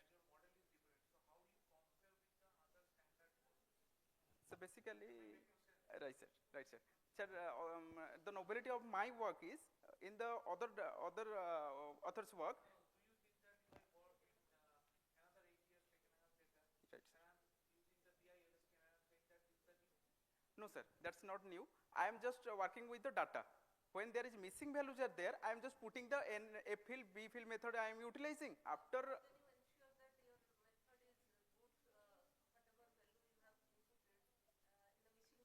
right. Ma'am, there is methods are there, A fill and B fill method. When we go for the deep learning model, by LSTM, especially by LSTM model, we taken the F fill and B fill method for the. Yes, sir. Yes, ma'am.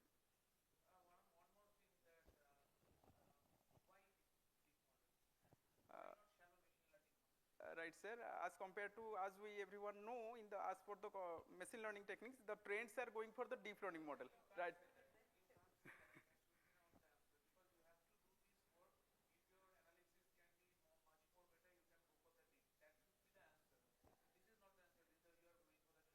I'm also, sir, working with the. I'm not sir, telling the machine learning are not good. Somehow in my work also, ARIMA model going for the best result. Are compared to deep learning model, ARIMA also traditional autoregressive model also getting the best result. I am also getting that. BLSTM as it is going for the both forward and backward directions. Not simple LSTM, I am going for the bi-LSTM model and hyperparameter with the bi-LSTM model.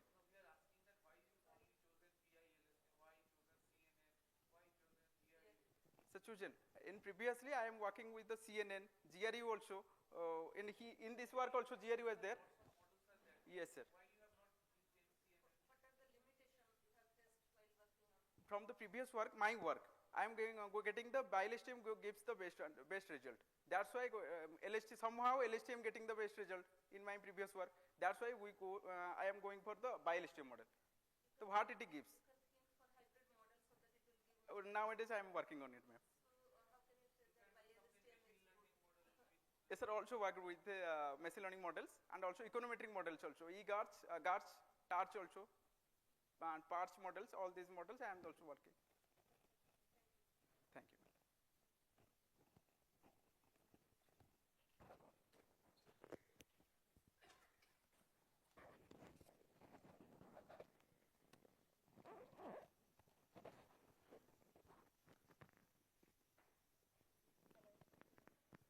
Hello.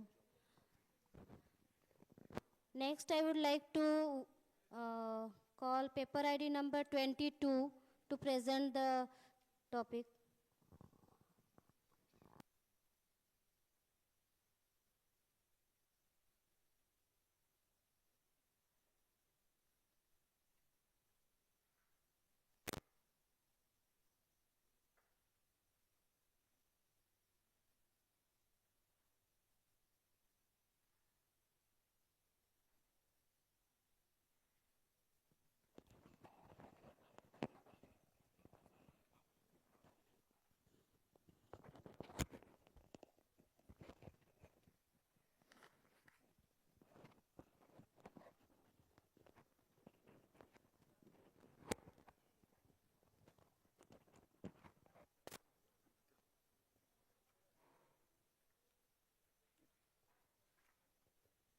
Good afternoon, respected sir and ma'am. I am Subrat Kumar Naik, going to present my topic, that is exploring gender identity in Kui language through learning technique under the supervision of Dr. Ajit Kumar Naik and Smita Prabha Mishra. I am the research scholar of ITR.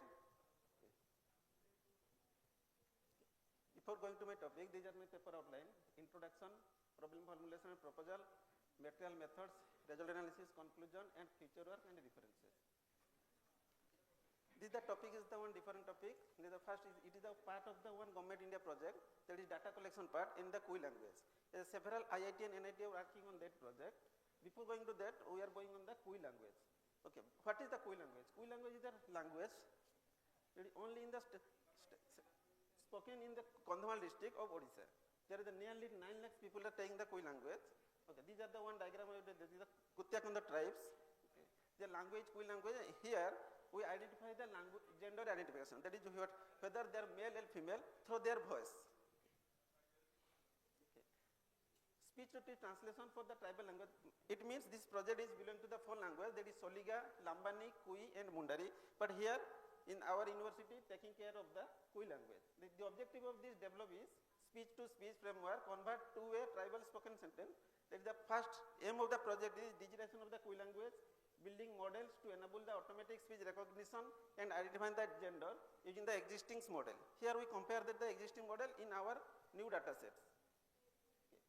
These are here we have till now we have collected 70,000 data set for Government of India. And one of the most important things is the data is not available and is not publicly available till now. After the completion of the project, the data is available and anybody can go for the research. Here we are only taken 2,000 samples for this experiment. The data consists of 1,125 males and 875 units of females. These are my related work regarding the several data sets, several low resource language data sets or existing data sets. We have spent 80% of our efforts for the data collection part and the feature extraction and data pre-processing. And using several models, we attempted the distinction between the male and female. We have invented these are the platform we have invented, that is the dataset collection platform. Okay, so what are the POC? That is the point of contact. It means the who know there is the both English as well as Kui language as well as Odia language for our data collection part. These are the some snapshot for the data collection part. These are the link. Anybody can go for the link for upload the some data, but it is user ID and password is required for the data collection part. These are the some figure. Here the data collection part, POC registration, speaker registration, everything is there. These are the devices we used for the data collection part. These are the speaker. These are the pop sheet filter. These are the several items we have. And what are the identity of our data set? The last sentence is indication of the files. How you know it is a file? So we renaming it like a meta. That is the F means it is the female. KUEI means Kui language. It is the sentence number and date of the recording date. From this we can elaborate the go for the any deep learning model as well as machine learning models. These are my proposed method. We have go for the Kui data set. Here we elaborate a testing model. So we go for the both machine learning as well as deep learning model. We are taking the CNN, RF, random forest, ANN, DNN, both models we have combined, and we have shown that random forest gives the best result. We go for the we are also that is the feature extraction method. MFCC we are go for the several literature survey. In case of audio data, several feature extraction methods are there, but the MFCC gives the best result. So we also apply here MFC, the male frequency crystal coefficient. These are the figure MFCC technique, that the framing, windowing, DFD, male filter, MFCCs.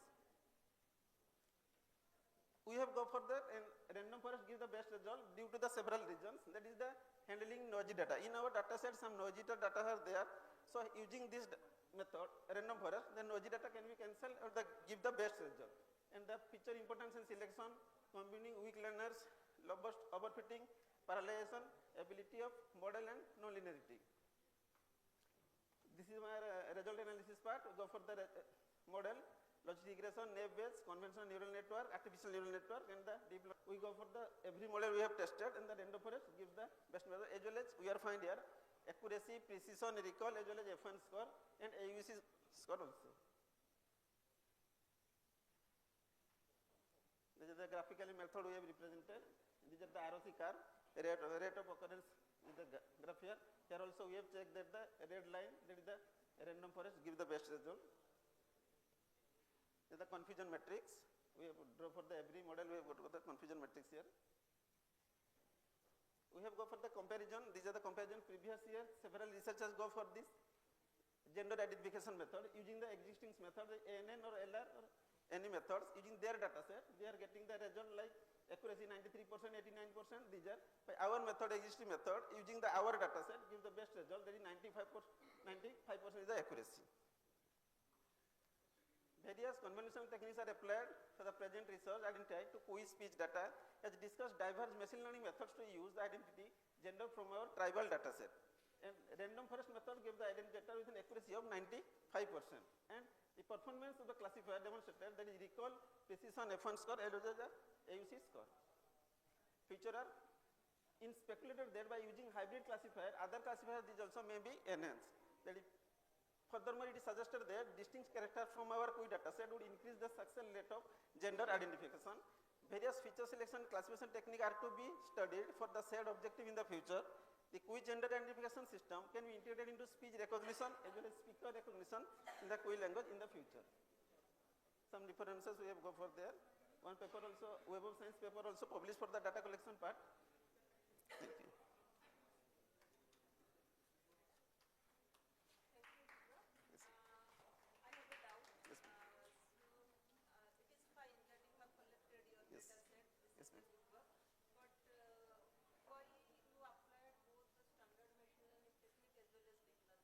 We have go for the several research article, previous research article, published article in the good journal.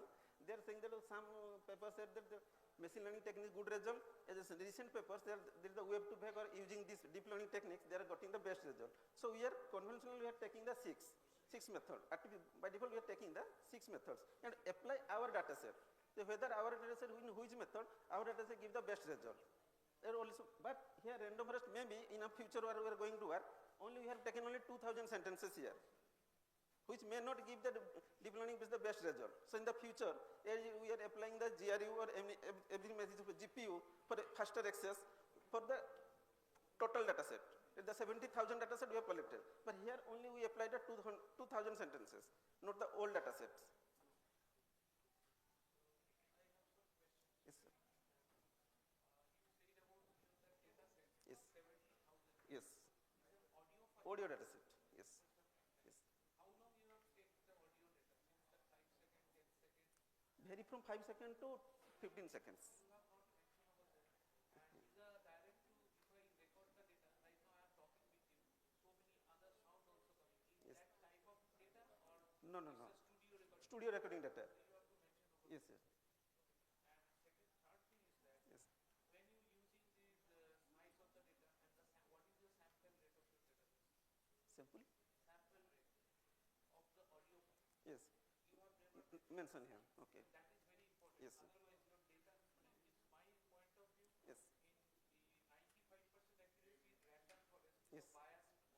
No. It's basically it's not. If the system has been changed, your word model will not work properly. Yes. In 95% data, you have trained your data as whatever you trained and ask the question from there. That's why it is showing the 95%. Otherwise, it will not show. And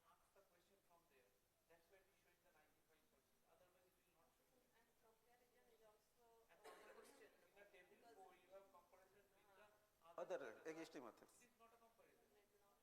Yes. It's not a comparison. You just attend to the free language, but yes. you have mentioned in the previous slide, you have mentioned that there are so many references. Yes, yes. On that paper, you have to mention within the table 4. Yes. That should be the yes. Actually, in the Kui, there is no research. There is no research regarding Kui language. So go to the last previous slide. You have doing the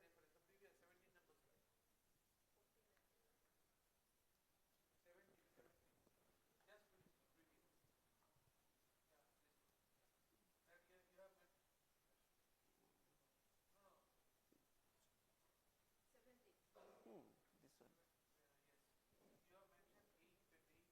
Yes, yes.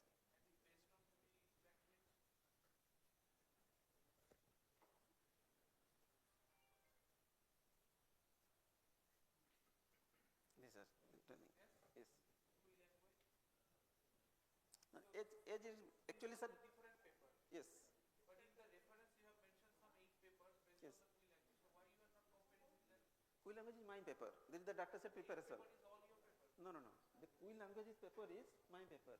There is no research regarding Kui. Till now, there is no research regarding Kui. You don't need to go for this comparison.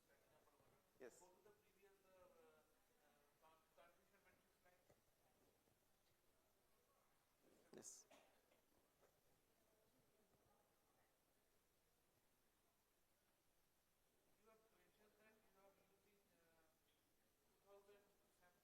Yes.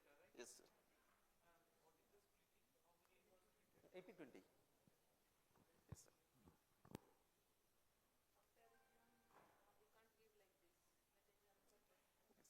Actually, ma'am, there is no research regarding the QI. So, yes. Yes.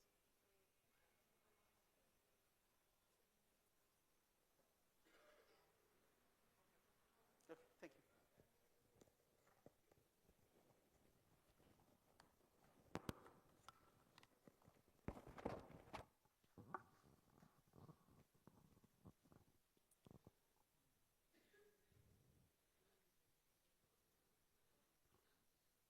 So now we go for lunch, and after the lunch we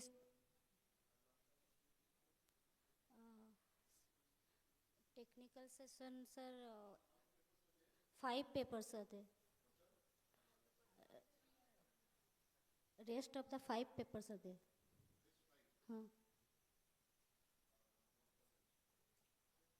After the lunch, sir, we will start. Huh? Sir? Gote. Okay.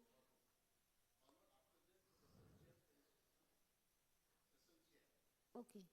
Okay. What is your paper ID?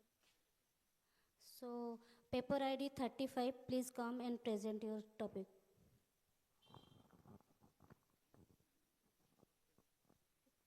30, 35.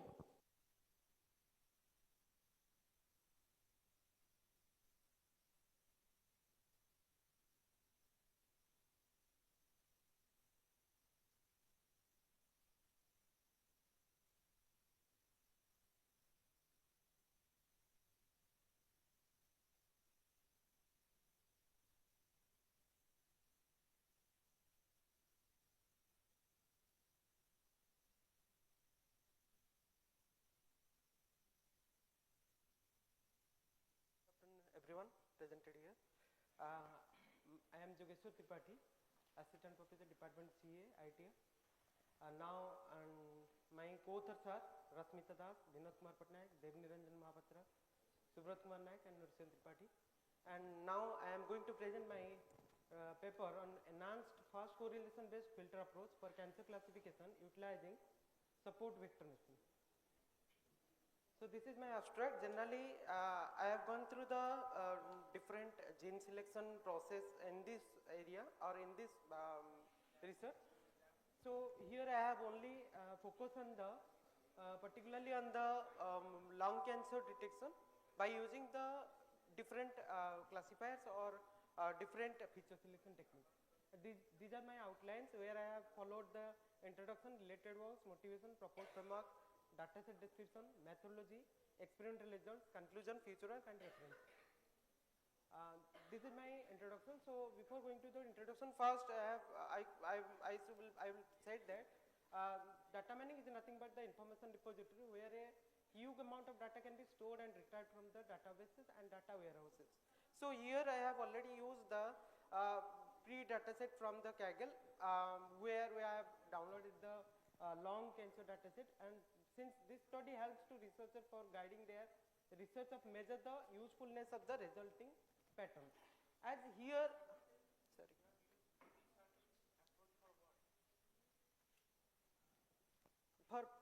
For selecting the number of features.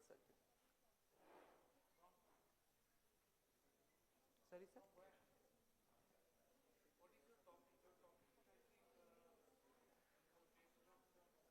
Yes, feature selection and classification techniques.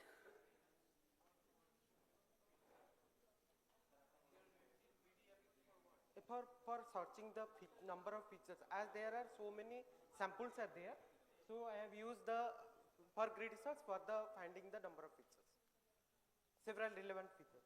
So here this is the difference between the, as we have using the number of feature selection approach. So we have already known that Yes, yes.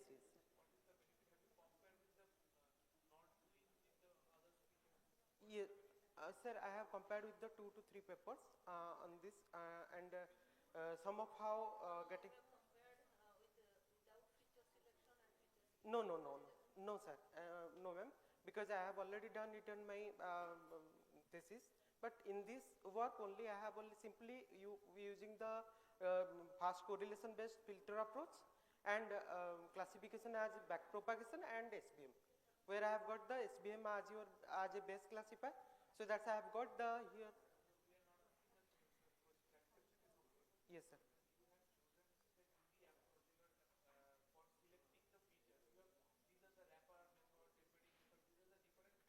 No, sir, I am using the filter approach only.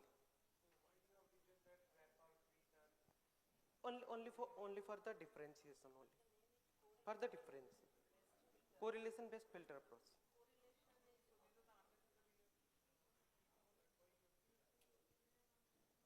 Only for the number of approaches. These are my related studies where I have taken some papers among the same related studies or same analysis by the feature selection and the classification. So here I have got the idea about use the pipelining approach and also using the different filter selection in the by using the greedy search or any type of searching algorithm. And also we are using here different classification. Among them, they say from the resource I have got the idea about the number of classifier used for the after feature selection. It's computational time will be less.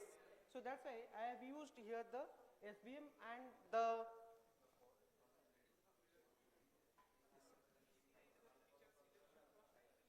sorry, sir. Yes, sir, PCA is also used for the feature selection.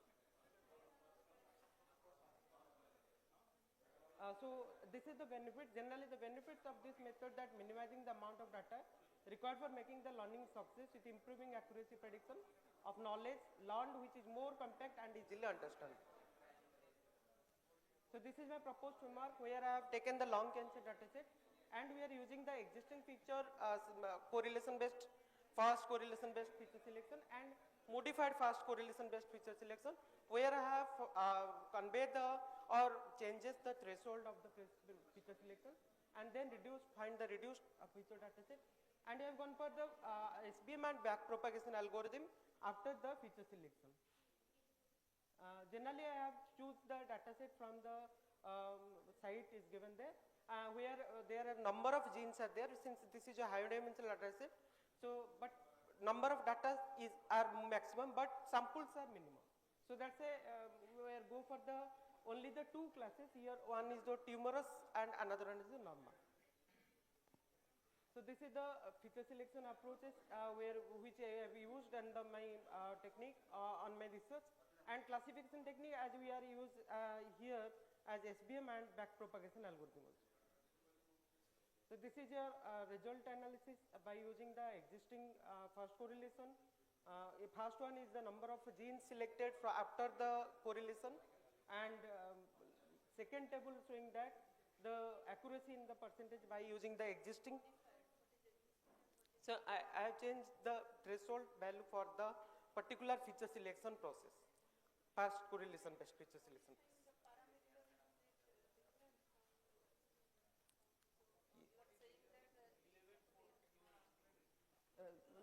That is the number of subset selected means.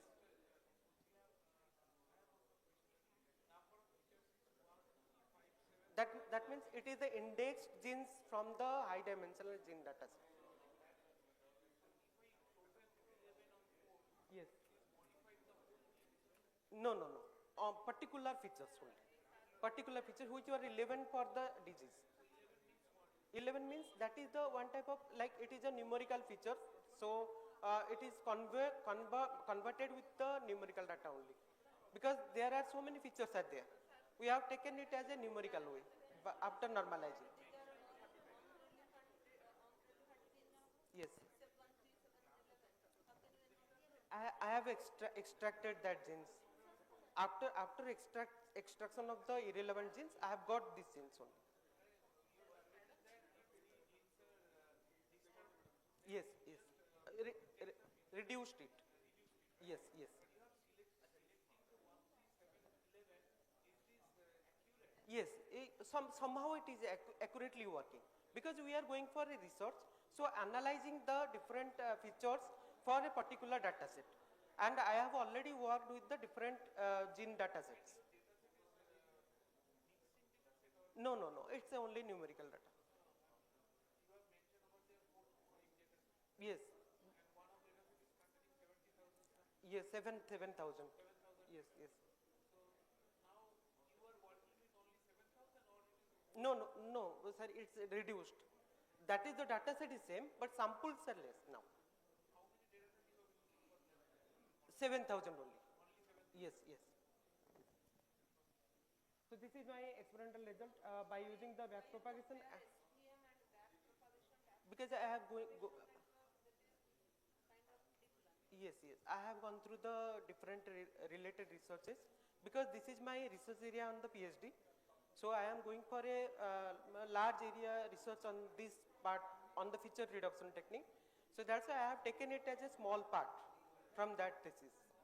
Only. Yes, yes, ma'am. Yes, yes. I have gone through the different classifiers with the same feature selection and also different feature selection and also with a pipelining technique. From among these, I have already got the fast correlation based feature working better in the form of your machine learning, but I have not selected for the deep learning. But in this case, I have chosen the back propagation for a deep learning purpose. That's it.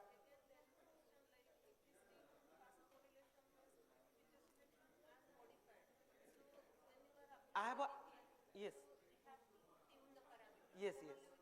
Yes, ma'am. Yes.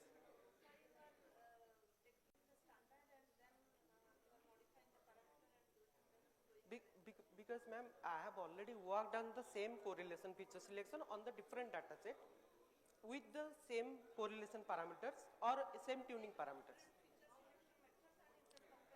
Yes, I have already done, ma'am. That is also already done. Yes.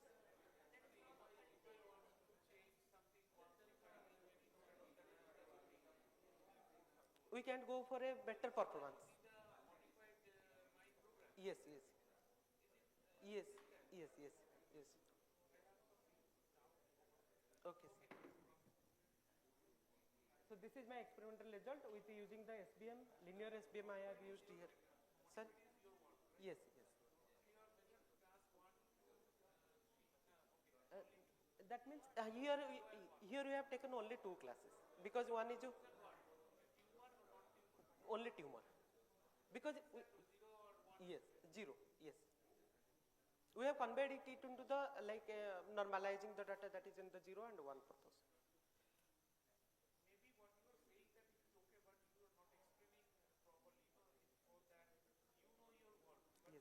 Yes, yes, yes. Yes, sir, it should be mentioned. Okay. Yes, sir. Yes, sir. Okay. Okay. Okay. Okay. Okay. Yes.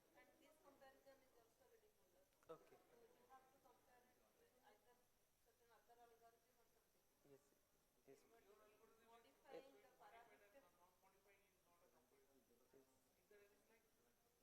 And, yes, sir. Conclusion side is there.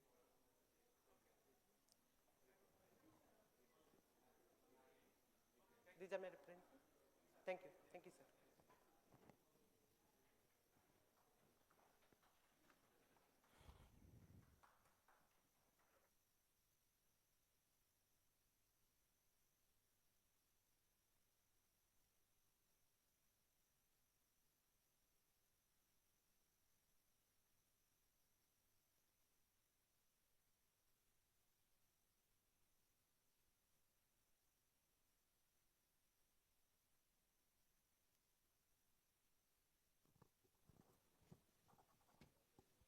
Now, I would like to request our convener of this conference, Professor Dr. Sambit Kumar Mishra sir, to felicitate our esteemed guest of honor, Dr. Chabirani Panigrahi ma'am.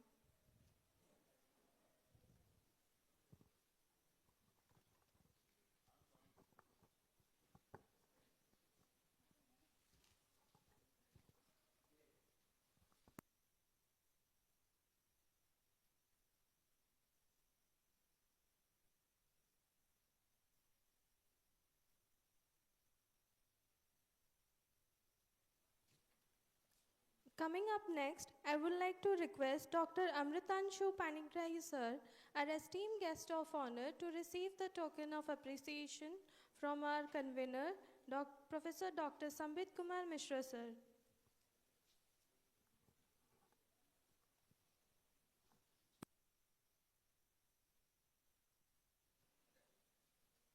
Now I would like to request our esteemed guest of honor, Dr. Ritesh Das, to receive the token of appreciation from our convener, Professor Dr. Sambit Kumar Mishra sir.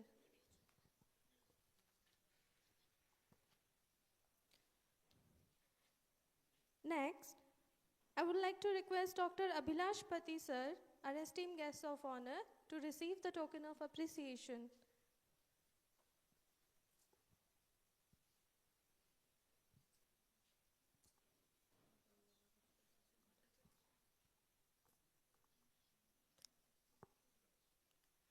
Thank you everyone. Now it's time for lunch. Everyone is requested to have lunch, and then we are looking forward for our upcoming technical sessions here. Thank you.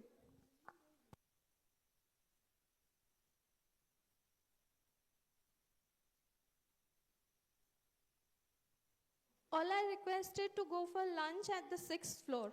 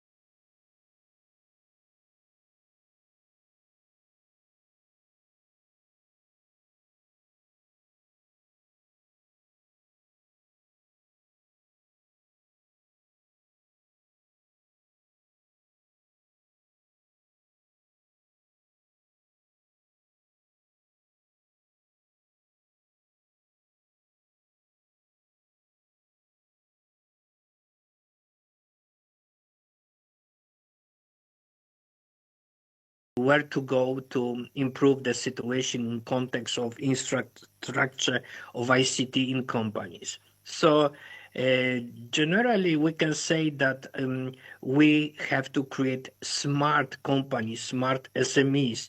This SME with implemented technology, which I mentioned before, can collect some data from outside and from inside of a company. There are some trends in use of IoT in companies, as you see on this slide. So visible trends in context of IT, this is an integration of devices. For example, in one company, we have implemented using Raspberry Pi some home assistant system, and we have integrated so many devices which we have in this company. It means some IT system, alarm system, monitoring system, heating system, AC system, and so on. So it means we are sometimes we have some many solutions, but we try to integrate them in one hybrid ICT system. As I told you, idea is to go towards virtual company electronic enterprise. So that's why we have to try to implement some technique methods and submodels such as I'm presenting on this slide. So also in this slide, what is interesting in context of second slide, in my presentation, I have maybe not second, at the beginning of my presentation, I mentioned about Agenda 2050, which we have in Europe. So that's why this model, which we should create in SMEs, should be the ecological model. So it means if we use some technologies, still we shouldn't forget about some rules, about programs which we have in Europe. So generally, using this model, we have to change our custom and our style of managing of SMEs. We will try to implement blended management in SMEs. So it means we will use some typical style of managing of people and companies, so management on premise, online management, but also visible trend is to use online technologies. As I told you, we have some organization which are supporting in Poland. This is a PARP, Polish Agency for Business Development. So we have good solutions which we can implement in SMEs right now. This is a Polish company which is providing some voice over IP system, very good. And since 2010 and every year, this company is implementing some new options, new solutions. Also, we have some good examples. Shop. This is a shop in Poznan totally without any employees. So this is also small company, small shop. But what is interesting, this shop is full of some Internet of Things devices, cloud computing system, and AI. So that's why we don't need employees. You can buy products without any support, just to use your mobile phone, as you see on this picture. Also, good example from Poland in context of some SMEs and some IoT and cloud computing is Parcel Machines and Inpost Company. So this is very popular, totally automized, and you can use this system using mobile technologies. And the next very interesting example which works in cloud computing, this is PayEye. So it means you can pay in shops using not credit card, not mobile phone, just the camera will scan your eye, and that's all. So next, dot pay system. So I'm presenting you some real true examples which can be implemented by SMEs. And as I said, if you use all those things and if you create some infrastructure, you will have modern SME. So case study. As I told you, there are some positive trends and there are some positive examples, but so not everything seems to be good. Let me say about case study in SMEs. In one city in Poland, some companies, SMEs, 10 companies, got some funds from EU.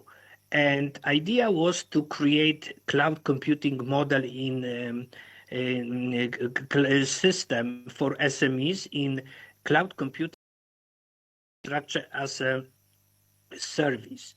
And 10 SMEs have been selected, but only one company decided to implement this model. So it shows us that still managers, owners of companies, they are scared about data, and they ask some people who wanted to implement this system, who will see our data? What about competition?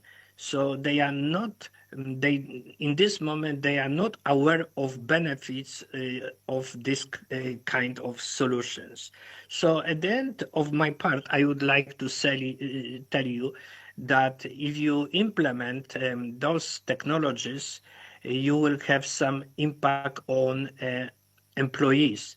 And we shouldn't forget which impact on employees will have AI. And see on the slide, approximately 30% of white collars will be affected by AI, but only 1% of blue collars jobs will be affected by AI and cloud computing. So we have to implement modern solutions, modern technologies, but we shouldn't forget about positive and negative aspects. So if we know that some technology will eliminate people from job market, we should prepare something for them. We should prepare some offer to say them, please do something else. So now Eril will continue. So emerging trends on and innovations continue to redefine the future of German SMEs, now driven by rapid integration of advanced technologies such as the Internet of Things, AI, and robotics. These developments highlight the transformative potential of digital tools in fostering competitiveness and sustainability.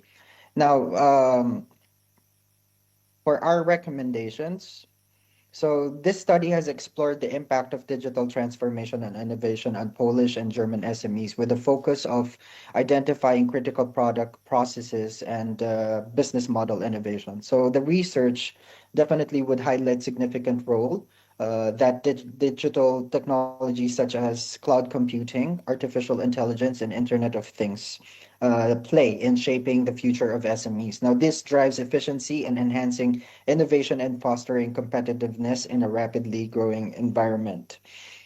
For our conclusion, so soon we can expect that the best book, films, and computer game softwares and so on may, or any other many services will be created by artificial intelligence in the future. But unfortunately, everything indicates that many activities in SMEs will also be conducted not by employees, but by advanced artificial intelligence systems and humanoid robots. So we will deal with AI SMEs. So the estimated time would be approximately by 2030. So this is our conclusion. Rather than replacing teachers, AI will likely augment the teaching profession by making education more personalized and efficient. Now, the role of employees may evolve with more focus on interpersonal, ethical, and creative guidance, while AI handles more data-driven tasks. Now, the future of SMEs will likely be a collaboration between human employees and CC, Internet of Things, AI technologies, and each complementing each other's strengths. Thank you so much, Ariel. So we Thank you, sir. included this last slide because during conferences are also students and professors. And even today in my university, we're discussing how we should teach if we have AI. So it means on the one hand, we wanted to concentrate during our speech and during our presentation on SMEs, but at the end, we should also say that technology will affect us professors. So it means we shouldn't forget about it. Thank you so much. Namaskar. All the best. But the best greetings from Poland, from Zdzisław, and from Eril from Germany, because Eril in this moment.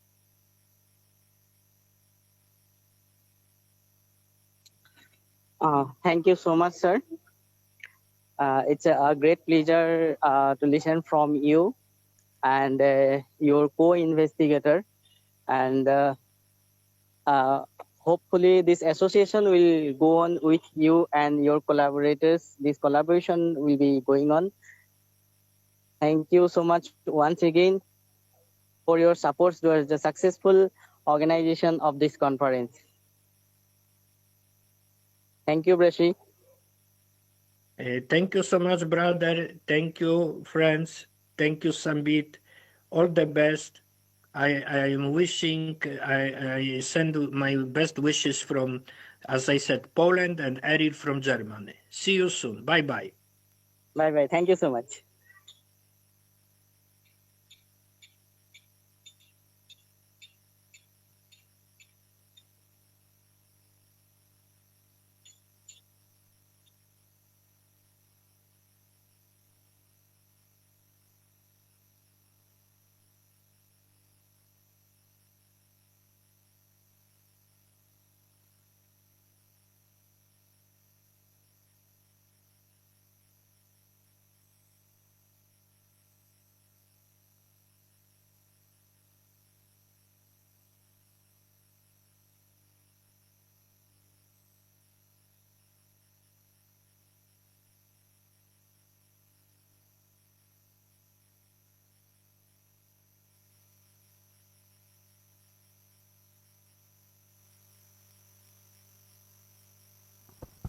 Hello.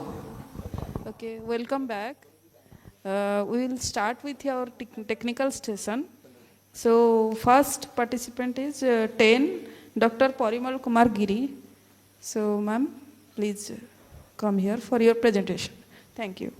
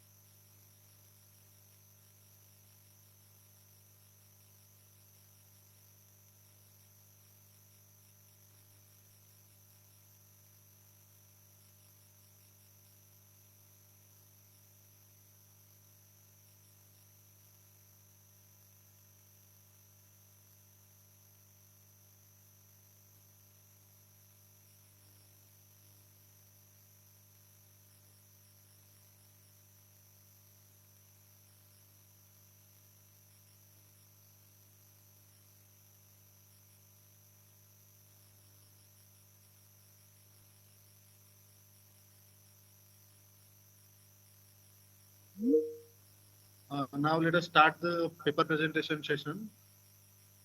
Paper ID 40, a novel approach on optimizing distributed query plans using heuristic technique, a case study. Is the presenter present here? Paper ID 40.